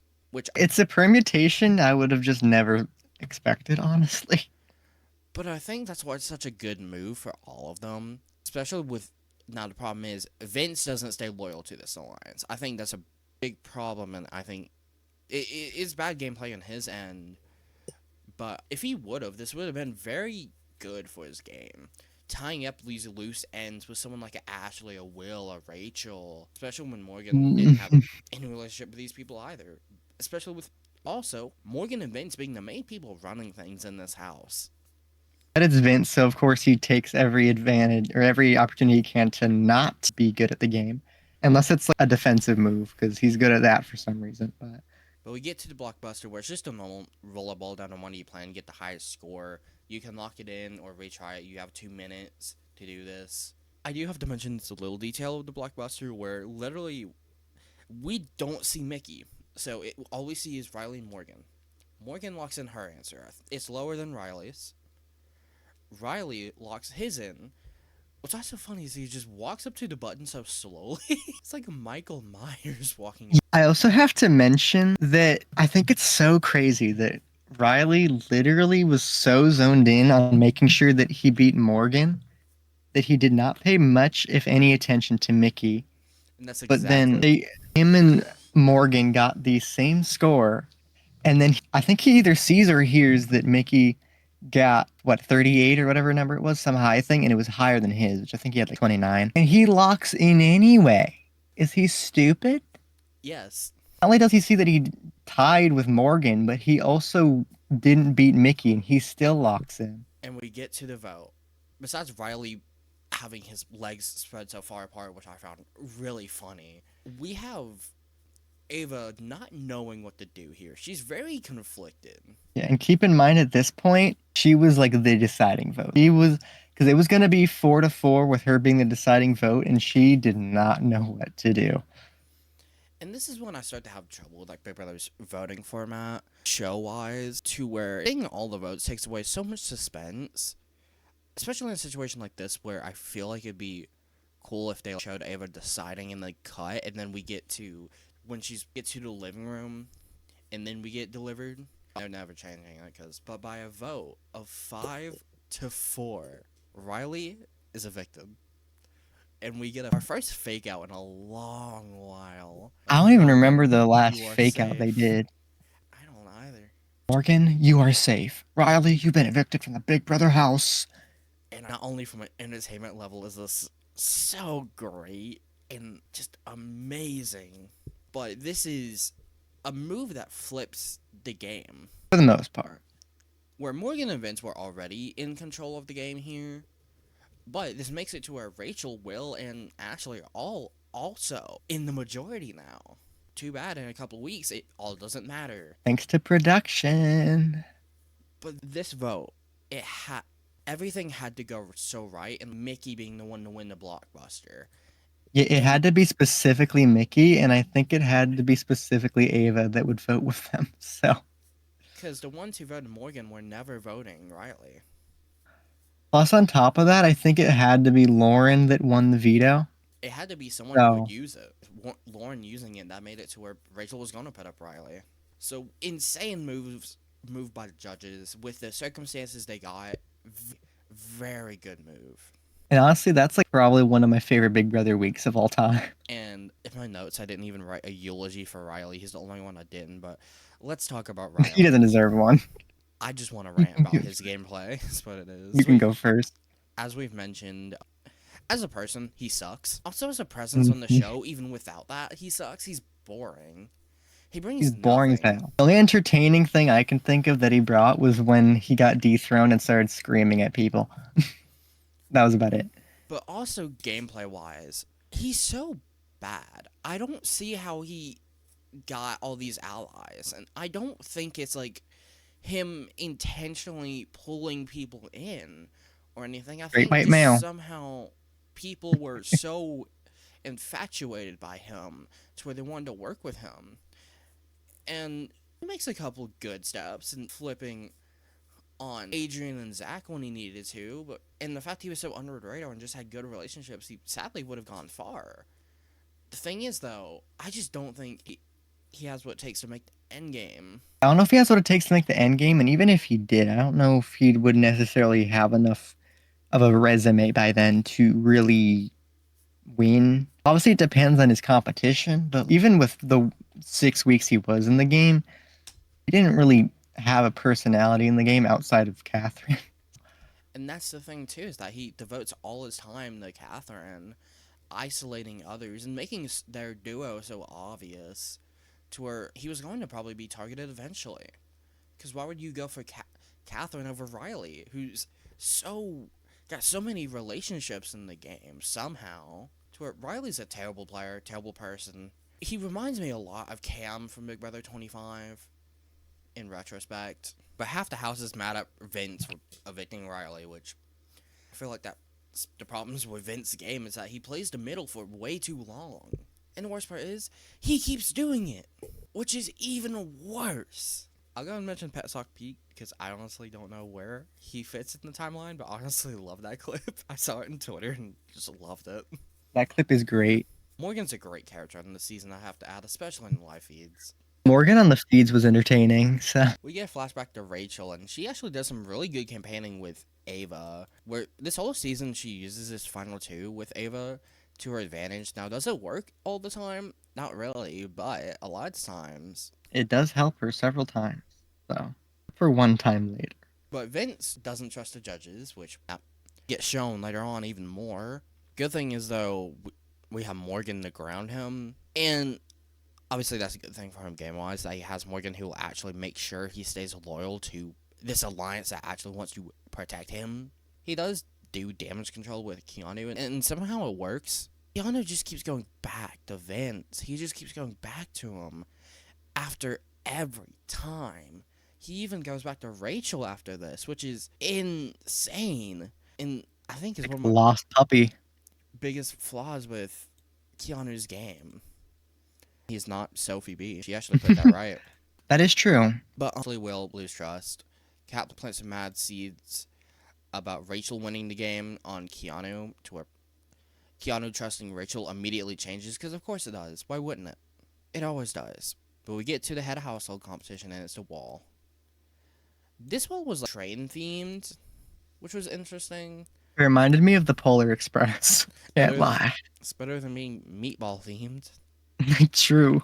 But Vince wins head of household, and his target. I remember watching that comp live. Oh, did you? Poor Rachel having to try her rehearsed lines. I heard the producer several times telling her to redo her line. And then there was, oh my God, the amount of times I heard someone behind her talking and she sounded like she did not want to be there. And then I remember Vince's cringy reaction, uncensored. Fuck! What? Winning. That is so Vince.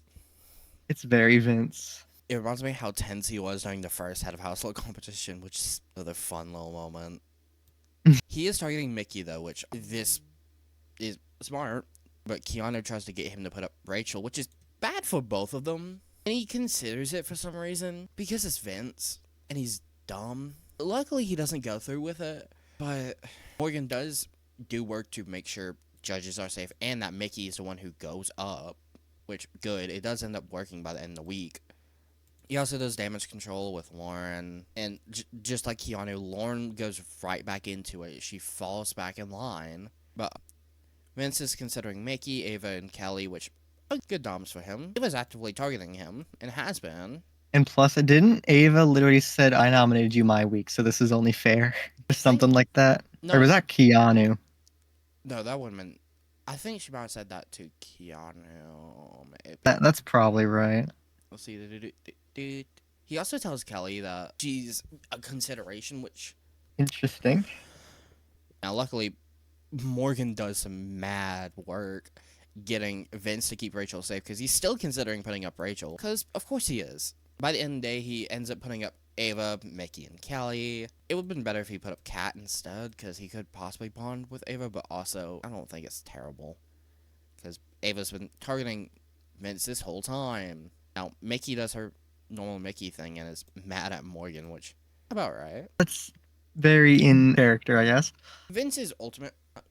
Keanu's plan this week is to backdoor Rachel, which is really dumb. We've talked about that already. But the veto players are Vince, Ava, Mickey, Kelly, Will, and Keanu.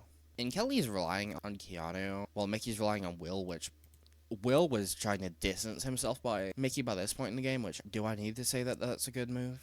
Because it should be obvious it is. But we get to one of my favorite comps I think I've ever seen. My favorite comp this season, where it's something you see in movies a lot, like the oh my god, what's that one movie, dude? I wish I could. I wouldn't know. But basically, two players go against each other and have drinks.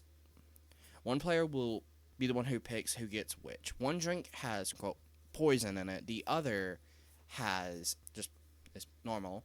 So they have to try to deceive the other player into thinking whatever they want them to think. Whether they have the poison, they don't have the poison, and the other player can choose to swap if they wish to, and you lose a life if you pick the poison drink. You get 2 lives.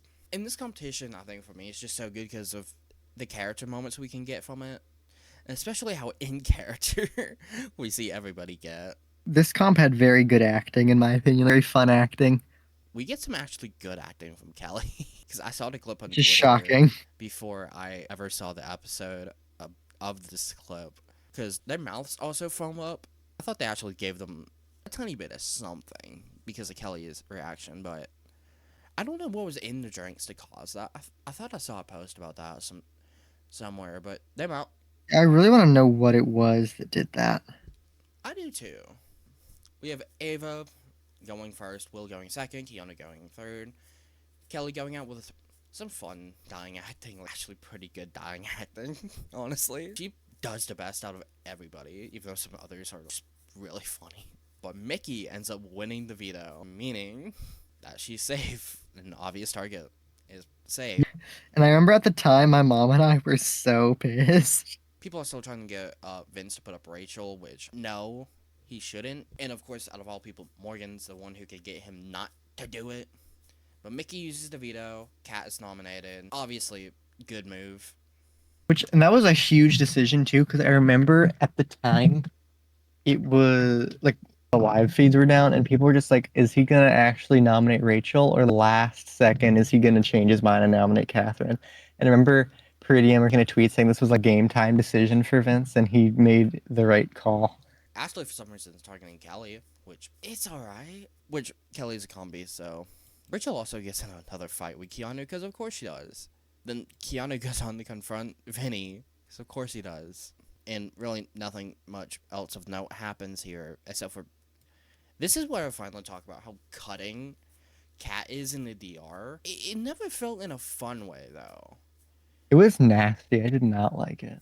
But we get to the blockbuster, which is just the Derek X veto, is how I think of it. That's how I think of it too. That's what it's most known for, I think. So.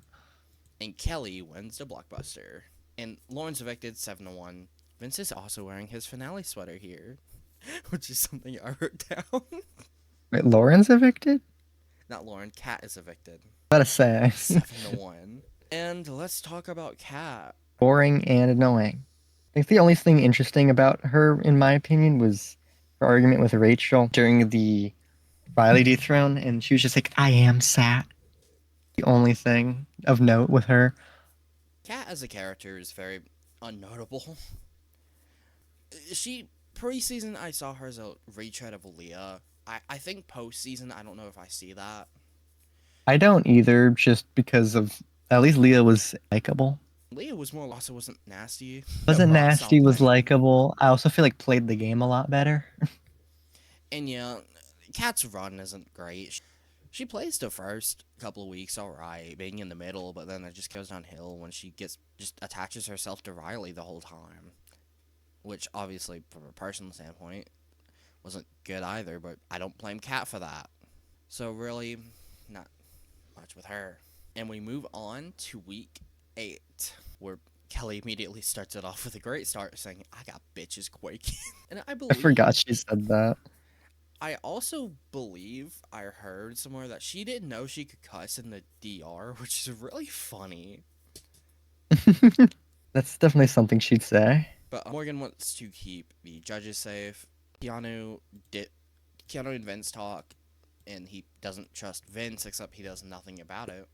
I'll also add, a lot of times when they talk, they're always in the wine room, which is really weird. I just found that a funny coincidence. I wrote down Rachel decides to trust Keanu. If Keanu uses a single brain cell, this is good. Well, it's Keanu, so I don't expect him to use any brain cells. But we get to the HOH competition, which is just a memory comp, just a generic one. And Rachel, Keanu ends up winning the head of household, which I wasn't the most excited for at the time. it's an interesting result, I feel. He does automatically plan to keep Kelly, Rachel, and Lauren safe, which, do I have to say that that's a good move? Not really. His target is Morgan, which for him, that's not a terrible target for him. I feel like Vince is more of a better target. But unknown to him, Morgan's the literal glue of the judges to where this alliance was just could dismantle it here and now, but doesn't end up working out. The fact that it doesn't work out almost harms him even more. Rachel does tell him to keep Ashley safe. He does promise it, but if I remember correctly, he specifically promised to do it. He never said he would keep her safe after the veto. He also goes on to tell Vince and Morgan that Morgan's the target, which I don't know what to say. I actually don't know what to say about that, dude. But I did find It's it. something. I found it very funny just seeing a pound of fucking burrito while Morgan has this desperate DR of her and Vinny going up. But he does also want to put up Ava, which those three are literally the best noms for him. Because Mickey, he can try to pull over as a number. But Vince actually does some pretty good campaigning here. It doesn't work, but he tries saying, hey, why not use me as a shield? And then use Ava, Mickey, and Morgan as threats to go. The problem is Keanu doesn't listen. Sounds like people I know in person. But he decides to put up Morgan, Vince, and Mickey. And I don't know if I wrote this down, but I'm remembering this. The reason he puts up Vince is to teach him a lesson. Which he immediately regrets for some reason. He wanted to put him up, but not have him go home for this, which is really stupid. I think the Vince nom is still good. It's just his reasons behind it are dumb. Now, I will add, I find it insane Will still hasn't been nominated. And he has not been considered a pawn since week 3. Which was at the time crazy about a social game. He had a great social game at this point in the game. He really did. He's really well positioned here. He obviously has the judges, and then really no one else is looking at Will as a target at all. Yeah, especially because it's two sides of the house going at each other. So The problem is, Will's not that great strategically. He tries to get Lauren and Kelly to take Vince off the block, and Lauren might have done it, but Kelly was never doing it because literally Kelly has been lied to by Vince 57 times by now. including we're final two, right? Vince, please. That was a great segment. And Keanu tells Vince that Kelly would use the veto on him. Somehow Vince does believe this. Or does Vince believe it? Or I have it weird in my notes. But this is also when like cheating scandal really shows up on the show. We get BB Burn segment as well. And I guess we can go ahead and talk about this cheating scandal that went on, so we don't have to mention it much else during this. It was so weird. I don't think it was as bad as it could have been because obviously Vince didn't even think he was, even though in my opinion it was definitely emotional cheating. At least it could have been worse in the sense of it could have been literally cheating. But the fact that everybody noticed that and he didn't says a lot about him, in my opinion. Yeah, it's weird that neither of them seem to understand. And obviously neither of them have really addressed it post-show. I don't think Morgan has at all. I think Vince might have briefly, but I don't remember. But them being unaware about it makes the Zingbot segment, post Zingbot crash out, even better in my opinion. I'm out of water. That sucks. Damn it. But Keanu, Vince, Morgan, Mickey, Lauren, and Kelly play the veto. And Kelly plans on saving Morgan, which isn't terrible. because she wants to make Morgan an ally. Now, if she did this with Mickey, it would be even better. Because the problem is, Morgan has Vince, and Vince is not going to let Morgan keep Kelly. And they are very publicly close, so I don't know. Also, Mickey is considering not using the veto, which Knowing she goes home this week, that is so. Welcome back, Marcellus. no, that's Zach. Zach too, but I think that's a the part fact of that we it almost get two. that can be good because at this point she seems to actually want to work with Rachel and wants to keep her safe. The problem is she has no allies. Her allies she had have flipped on her by this point. So I don't know how she's thinking she would stay unless she didn't realize that Will and Ashley have flipped on her. Which is stupid. Also, Keanu's considering Ashley as a renom. This cast. It's very fun to watch messy gameplay like this, but as someone who also likes to analyze this gameplay, it's frustrating. It's so frustrating. It's such a complex dichotomy that I love having. Being able to be mad at these decisions, but it's just so entertaining. But we get to the veto where Big Brother already does this thing where what they take. So Angela's the host. They basically just have a stacking comp themed around charcuterie. Because of course it is. Because they didn't take anything else away from Angela. That's what they had to take away from her. Not crazy eyes. Not how chaotic she is. Charcuterie. It was definitely a notable moment from her, but it wasn't her defining moment. What's also weirder about this comp is that there's a revolving obstacle that goes around the whole time and every now and then knocks over their stack. I can't tell if I like that aspect or not, honestly. I don't think I do either. I liked the way they did it in BB25, where it's like there to annoy them, but I don't think it's fair to just completely restart their stack every 2 minutes. Especially since in 2 minutes it's really hard to balance those. I imagine they're like foam is what they are or something. Probably. It makes it to where it just wastes time on the show and just annoys the players, which sometimes annoying the players is better because then that makes for fun TV, which I will mention this at this point. I watched a Nice Girls Don't Win podcast, which a big difference between Survivor and Big Brother she mentioned was that Big Brother tries to get a reaction from its players. Its twists are more meant to get a reaction from them and see how they respond to it. Compared to Survivor, where they just let you be. They do twist, but it's not about the reaction they give. They aren't trying to get you to react in a certain way. And I think that's a really interesting comment that Suri made. There was definitely a lot of more reaction-based twists in Big Brother. I get sure why else would we have gotten White Locust next week, but Oh boy. I don't think it works for them. It gets people talking, but I don't think it works for them. But Morgan wins the veto, the price of many.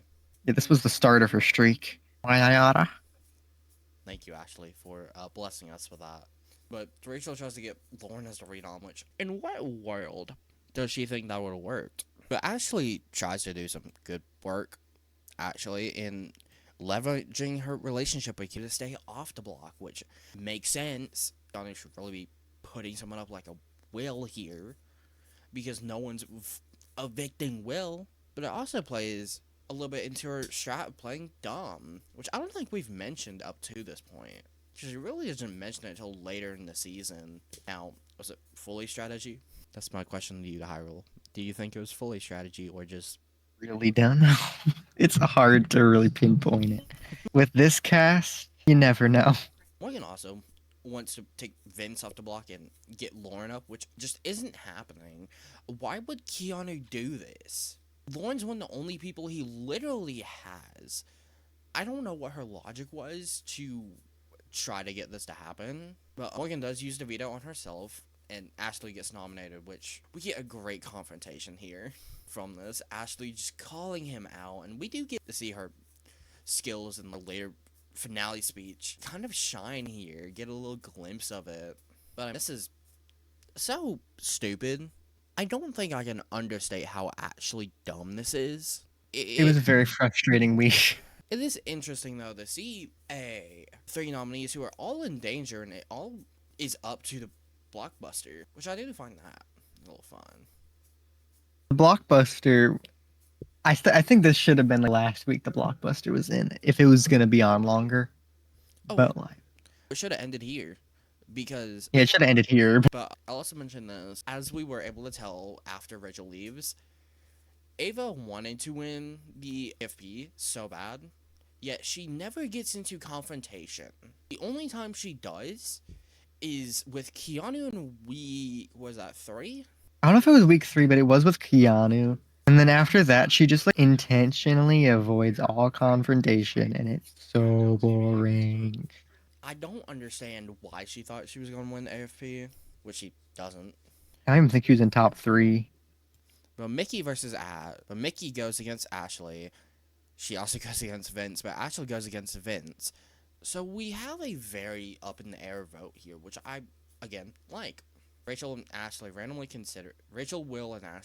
consider evicting Vince and forming the Judges 2.0 with Mickey and Ava, which Mickey's such an unreliable ally, and I think Morgan is such an integral part to why the judges were working up to this point, is because she was the glue.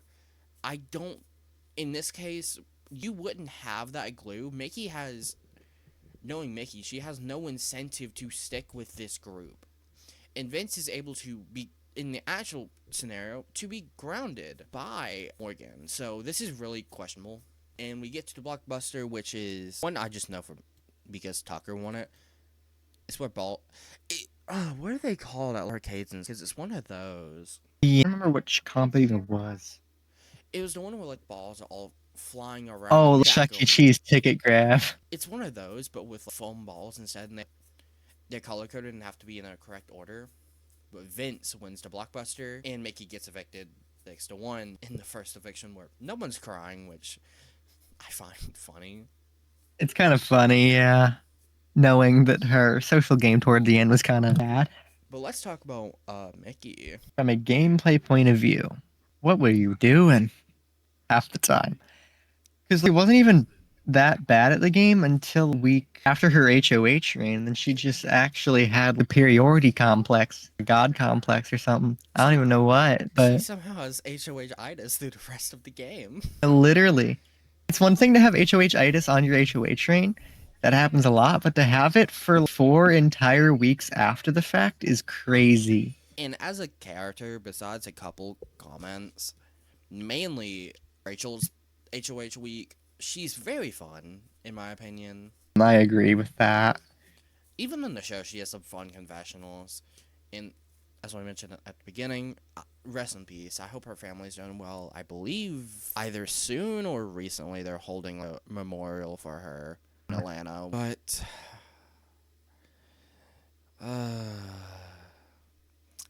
we get to week 9. Do the sad music. Luckily, the jury does start here, which... How do you feel? I prefer these 7-person juries. I do too, but I feel like we need to go back to 9 for at least one season just because we've seen 7-person 3 in a row. I think it should alternate, or at least be not just one several seasons in a row, then go back to the other for one several seasons in a row. I think it should alternate, whether it's every other season or not. I don't have a preference. And I feel like the only problem with it is that it makes the pre-jury drag on, especially with us having bigger casts now. So, from a game perspective, I prefer it because they are more informed, and also entertainment-wise, when it comes to jury questioning, I prefer it as well because it's just to have 7 people over 9. But Ashley does finally trust the judges, but as per normal, Vince decides to ruin it, and he voted for Ashley for no reason. Because it's Vince. Oh, Vince. But we get the White Lotus revealed to the players, where initially they frame it as a reward for making it this far into the game. Until the mastermind appears on the screen. Which I do love the fact the screens just come... This TV just comes out of nowhere. It's just there. I don't know where it appeared from. And this is when we get told what the twist is. It is basically a safety chain. So, they have a competition that they did in reindeer games. And it starts at, I think, what is it, 6 minutes, I think? First person I gets think it's 6.5 6 minutes, yeah. and it keeps going down by a minute. Although And first they had the actual safety comp, which was a slidey fucking shuffleboard thing. Is with the shuffleboard cup. mixed with bowling? It was weird. No, it's shuffleboard with a totem. But and whoever wins that gets to pick who goes in to the comp. And then if that person survives the comp, they then will pick who goes next. And also, what's even worse about this is that this competition also decides the head of household, which. But Ava ends up winning the first safety competition. Oh, also, Tyler just comes out of nowhere, out of a random ass door, which, another little funny thing from this twist, at least something good. I just don't understand what the genuine thought process was for this comp or this twist in general, really, other than wanting to get reactions. But even then, Because I like the hamster wheel comp. It was one where I saw it on reindeer games. I wanted it to somehow be used in Big Brother as, I don't know, a veto. It works great as a veto. but It's they hamster wheel ruined it. comp. Exactly. Why?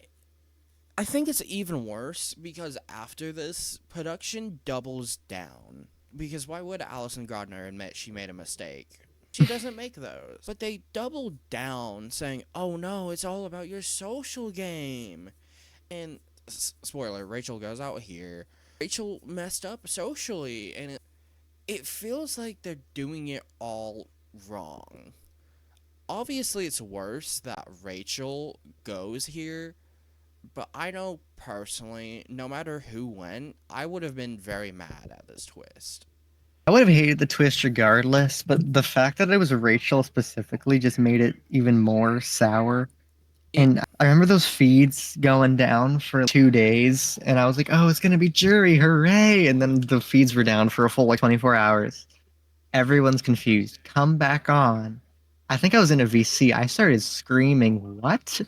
Because I go on the wiki and I see Rachel on the jury. I was pissed. I and, was very pissed and she's not evicted, she's eliminated. The only by a comp. player, technically, to be eliminated in the main series of Big Brother in this way, which, It's stupid.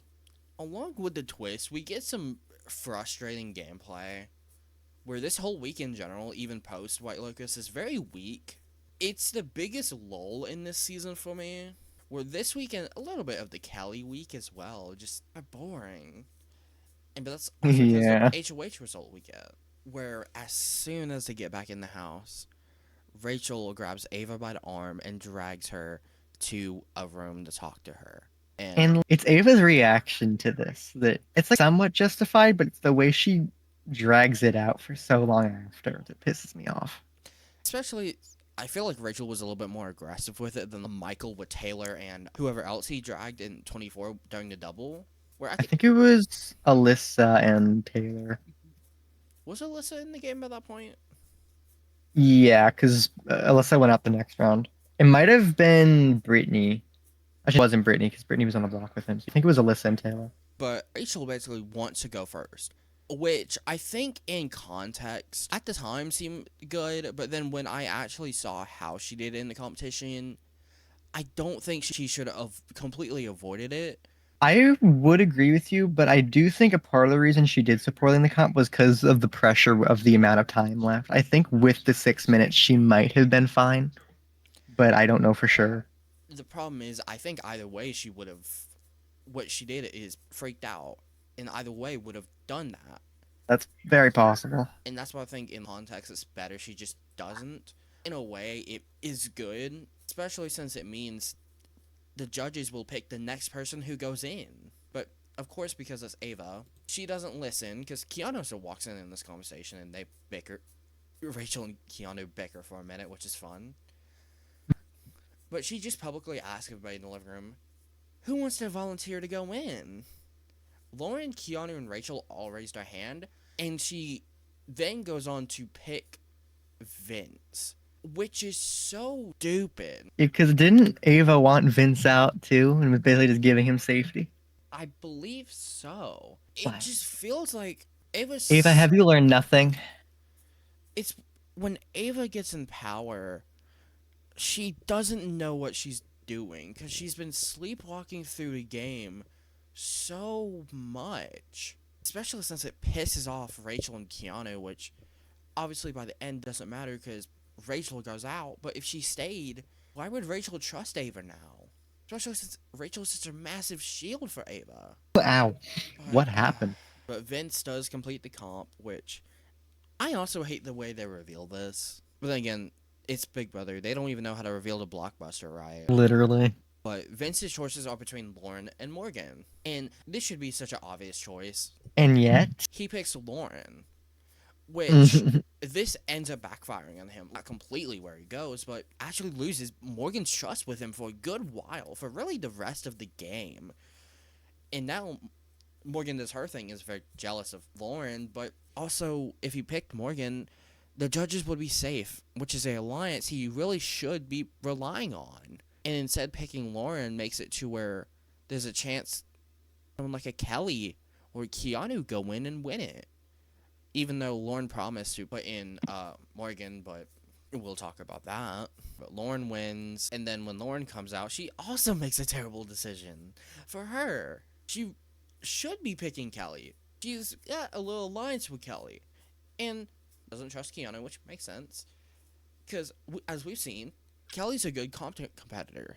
She's mostly good at puzzles, but physically, she's not a slouch. But guess who she puts in? Did you say me? she put me in. She puts in Morgan. Which I'm more Lauren. This is so stupid. It's the best of the choices so far, but Morgan survives, and she has the most sound logic out of everybody here. She wants to keep the judges safe. She feels like the next person that goes in could win it. So she wants to put either Ashley or Rachel in. I think she makes the wrong play here in putting Rachel in. Ashley was much more likely to win this comp than Rachel, but even then, I don't even know that for sure. So I think both would have been weak in this comp. But Rachel just, when she goes in, completely panics and just It was can't. hard to watch. It was so hard to watch. She just started breaking down while in this fucking hamster wheel of torture, and Rachel is eliminated. Even Tyler, who by the way was emceeing the comp and the twist, even Tyler was in pain. You could tell. And he posted a video after, I think after it was aired, being like, I had no part in coming up with this. I was just contacted to host it. She does give a good speech about playing hard and how she's not going to vote for someone who is passive in the game, which is a great speech. And it feels like Morgan does take this to heart, which, Oh, definitely. but for Kelly, Keanu, and Lauren, they got so lucky here. In Rachel going here to where they win HOH, they have a perfect shot at Morgan. But before we talk about Rachel, because we can go ahead and talk about Rachel, I want to mention how even the players hated this twist. I feel like a lot of them complained about it. I don't even think it was just the ones affected by it who went, but also like someone like a Vince was complaining about it. He was like, we can just go home by a competition, and they were so paranoid that this could happen again this season. Thank God it didn't. I believe they mentioned it possibly could, like production did, which did not sound good. I really hope it doesn't. But I think they call this poster the Mastermind's Month of Madness. Hated that month. September was the worst for Big Brother. But let's talk about Rachel Riley and her return. She's still probably my favorite from the season. She put her on anything and she's gonna be awesome. It doesn't matter what. And this is also probably her best gameplay across all three of her seasons, which is kind of crazy to think about. It is, especially considering the fact, despite the fact she was a target by multiple people, she never goes on the block. It almost makes me wonder if it was at all rigged in any way, because I wouldn't be surprised if production didn't want her to go out early. But speaking that they let her go home in Which the White Locust. That's the thing. I think if they would have rigged it to where Rachel survives White Locust. Oh, definitely. But gameplay wise, she's the most solid we've ever seen her be. I still have gripes. I think Rachel's biggest problem is that she just has a personality that clashes with others, and then she does so many social faux pas that It's great TV, but it's not necessarily great gameplay. But I feel like she had some really good reads this season. She was able to clock multiple alliances, and strategic decision making was pretty good mostly. And it fucking sucks to see her go out like this. To see her come back. after, what has it been, 10 years since she played last, and 11, I think. not even get evicted. It's just, and I feel for a lot of people, this brings this season down. And as I mentioned earlier, the rest of this week too, it doesn't bring much either. And you can really feel that part of that's because of Rachel. And I feel that's part of this endgame, part of this whole poster. Why, it's still mostly good, but with no Rachel here, you can feel it lose some of its energy. The rest of the season without Rachel was kind of odd. But sadly, Lauren wins head of household. And obviously, Morgan isn't happy about this, and she isn't happy about the choice Vince made. Which he thinks he made the right choice, but admits it hurt his game in the DR, which he's half right. But people still look at him as Morgan's lackey, which At this point, isn't wrong. he also was trying to get Morgan, Lauren, and him final three. Which either way, he makes final two in that case, where on paper it's a good final three. The problem is, A, he just doesn't win, and B, this was never happening. Where I don't think he ever could have had this happen in any world. They were both so vehemently against each other, and Morgan was so against Lauren, where I just don't see this happening. And I don't either, to be honest. We also get to production being very frustrating. I remember texting you about this when I was on the episode. I'd already seen Keanu's reaction to it on Twitter and stuff on my live feeds, but the show does a little segment on it, and as per normal, they tried to add humor into it for some reason, which, I don't understand why they always ruin scenes like that with attempted humor. because they're fucking stupid. This little thing makes me just as mad as the twist itself. It could have been a great moment from Keanu, but we had to have that. They also do have a copyrighted song playing here. I hope they have to pay royalties. I hope they have to pay a bunch in royalties. for that. Punishment. We also start seeing Ava go downhill as a character, where she starts bashing Rachel, not only on the live feeds, where she was disgusting on the live feeds, Oh, this week made me hate her. This week alone. but she also does it on the show, and she's in a pretty good position here, though, because she has Will, Ashley, who is targeting Ava. Because this is by the point when she's building relationships with Lauren and Kelly. The problem is, it's Ava. She does fucking nothing with it. Very passive. Keanu, as per normal, is targeting Morgan so he can have Vince for himself, which isn't terrible, but also she's literally the glue of the other side, so... Lauren's nominations are Morgan, Will, and Ashley. Will is obviously a pawn, Right? I would hope so. but good noms for Lauren. It's crazy how Lauren is such a not great player, but always makes half the time makes the right decision. It's because she plays it safe. I think that's what it is that she always plays it safe. But there comes its own problems in that you aren't gaining any respect with anybody when you're constantly playing safe. Especially because if she wasn't tied to Vince, especially, which is obviously partially her downfall, because Morgan forced her to choose him to choose her over Lauren.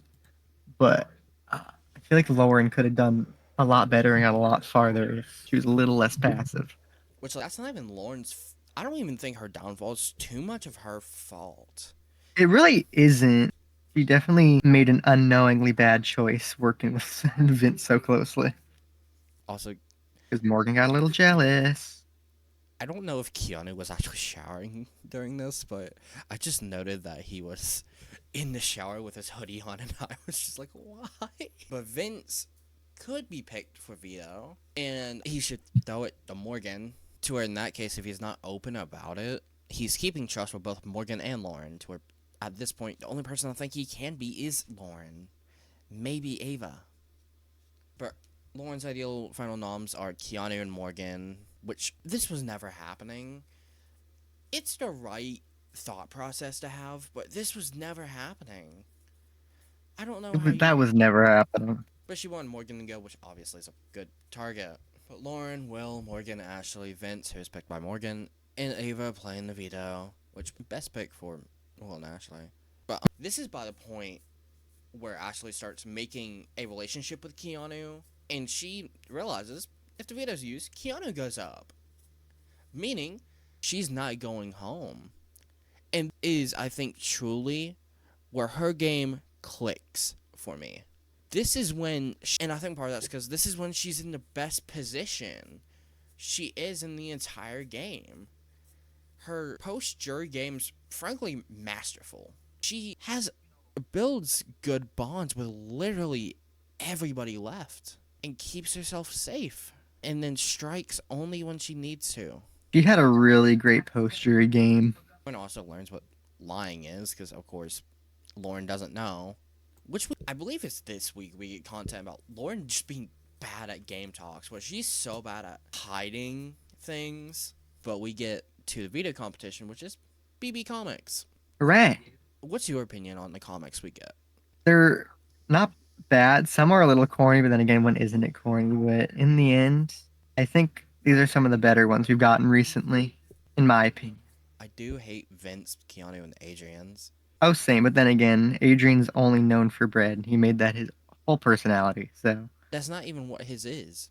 which is why it's bad. 'Cause Exactly. they should have at least rolled with it.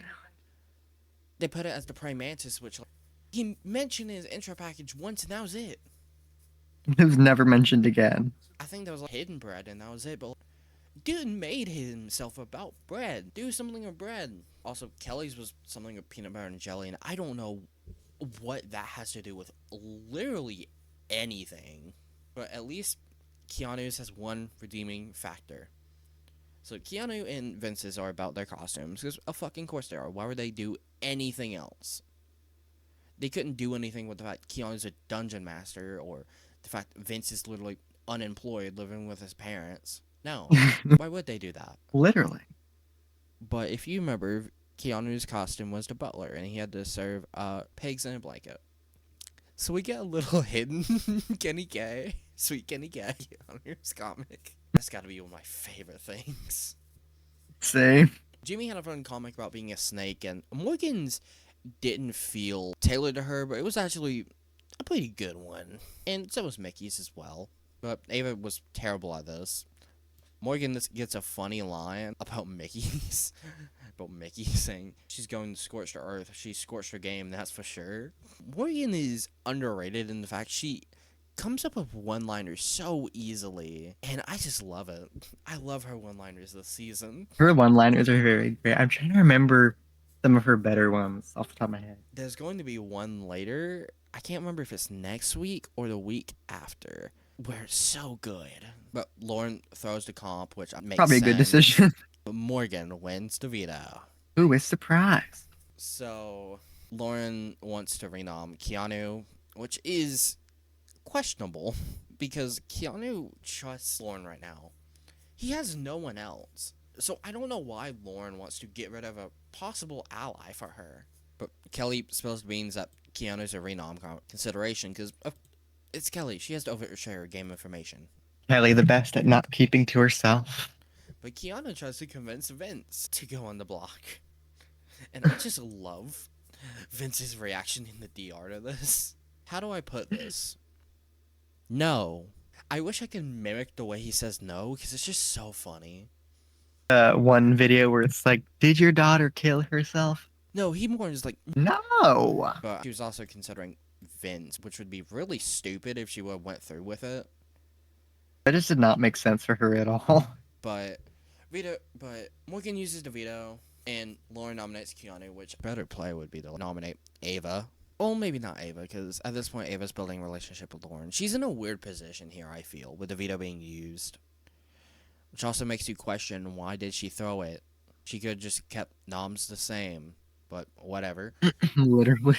Vince calls Keanu entitled, which is he wrong? Not at all. But Ashley does some good work here, and knowing Keanu's a good challenge beast, in that if he comes off, he should keep Ashley. And that Keanu's a perfect shield for Ashley right now. It keeps the target off her and keeps it on Keanu. And then he also plants some good seeds against Keanu himself. Does some good work in planting seeds against Lauren. Good work. And he also does this to Morgan, which Keanu doing something. He's doing something right. Can you believe it? It's very surprising. We get to the blockbuster, and it's the one way you have to unwrap yourself from like the frame.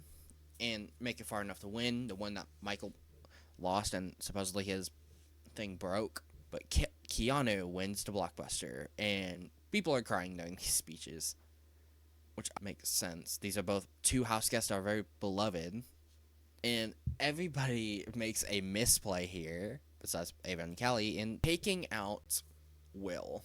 It was like the biggest snipe of the season, or like one of the biggest snipes of the season. Which, with context, Ashley should have gone home here, Oh, for sure. especially since But that's. I think when it happened first, I marked it as an accidental great move. But this is one where everybody's crying. Everybody. Which there's so many. Almost every eviction this season is emotional, which is one thing I like about this season. But before we get to Will, I just have to mention Keanu just saying "Good day in the office." I don't know why, but that line was just so funny to me. But let's talk about Will, Captain Will. As a character, he was definitely one of my favorites. As a game player, his social game was good, but strategically, he had no real strategic game. I did enjoy his presence a lot, though. So I'm glad he did make a jury. There's a lot of segments we didn't get to talk about for the sake of time, but there's a lot of segments about him wishing he had a TV remote and not fitting in with the younger players and just wanting and not liking how much everyone talked and how he just listened and nods. Which makes it even crazier that he had such a good social game. Yeah, which is crazy that he was so well liked by everyone there, even though he's so much older than most of that cast. But I do feel like he partially used a dad role to his advantage. If you're in his Oh, position, you definitely. always should. And he did have three very close allies, and Mickey, Ava, and Ashley, who would have always kept him safe. To where if it was not for the good work Ashley does here, I don't think he goes home. If it was not for White Locust, I don't think Will goes home here. He just had a couple circumstances go wrong for him. The problem is, I don't think Will was winning this game.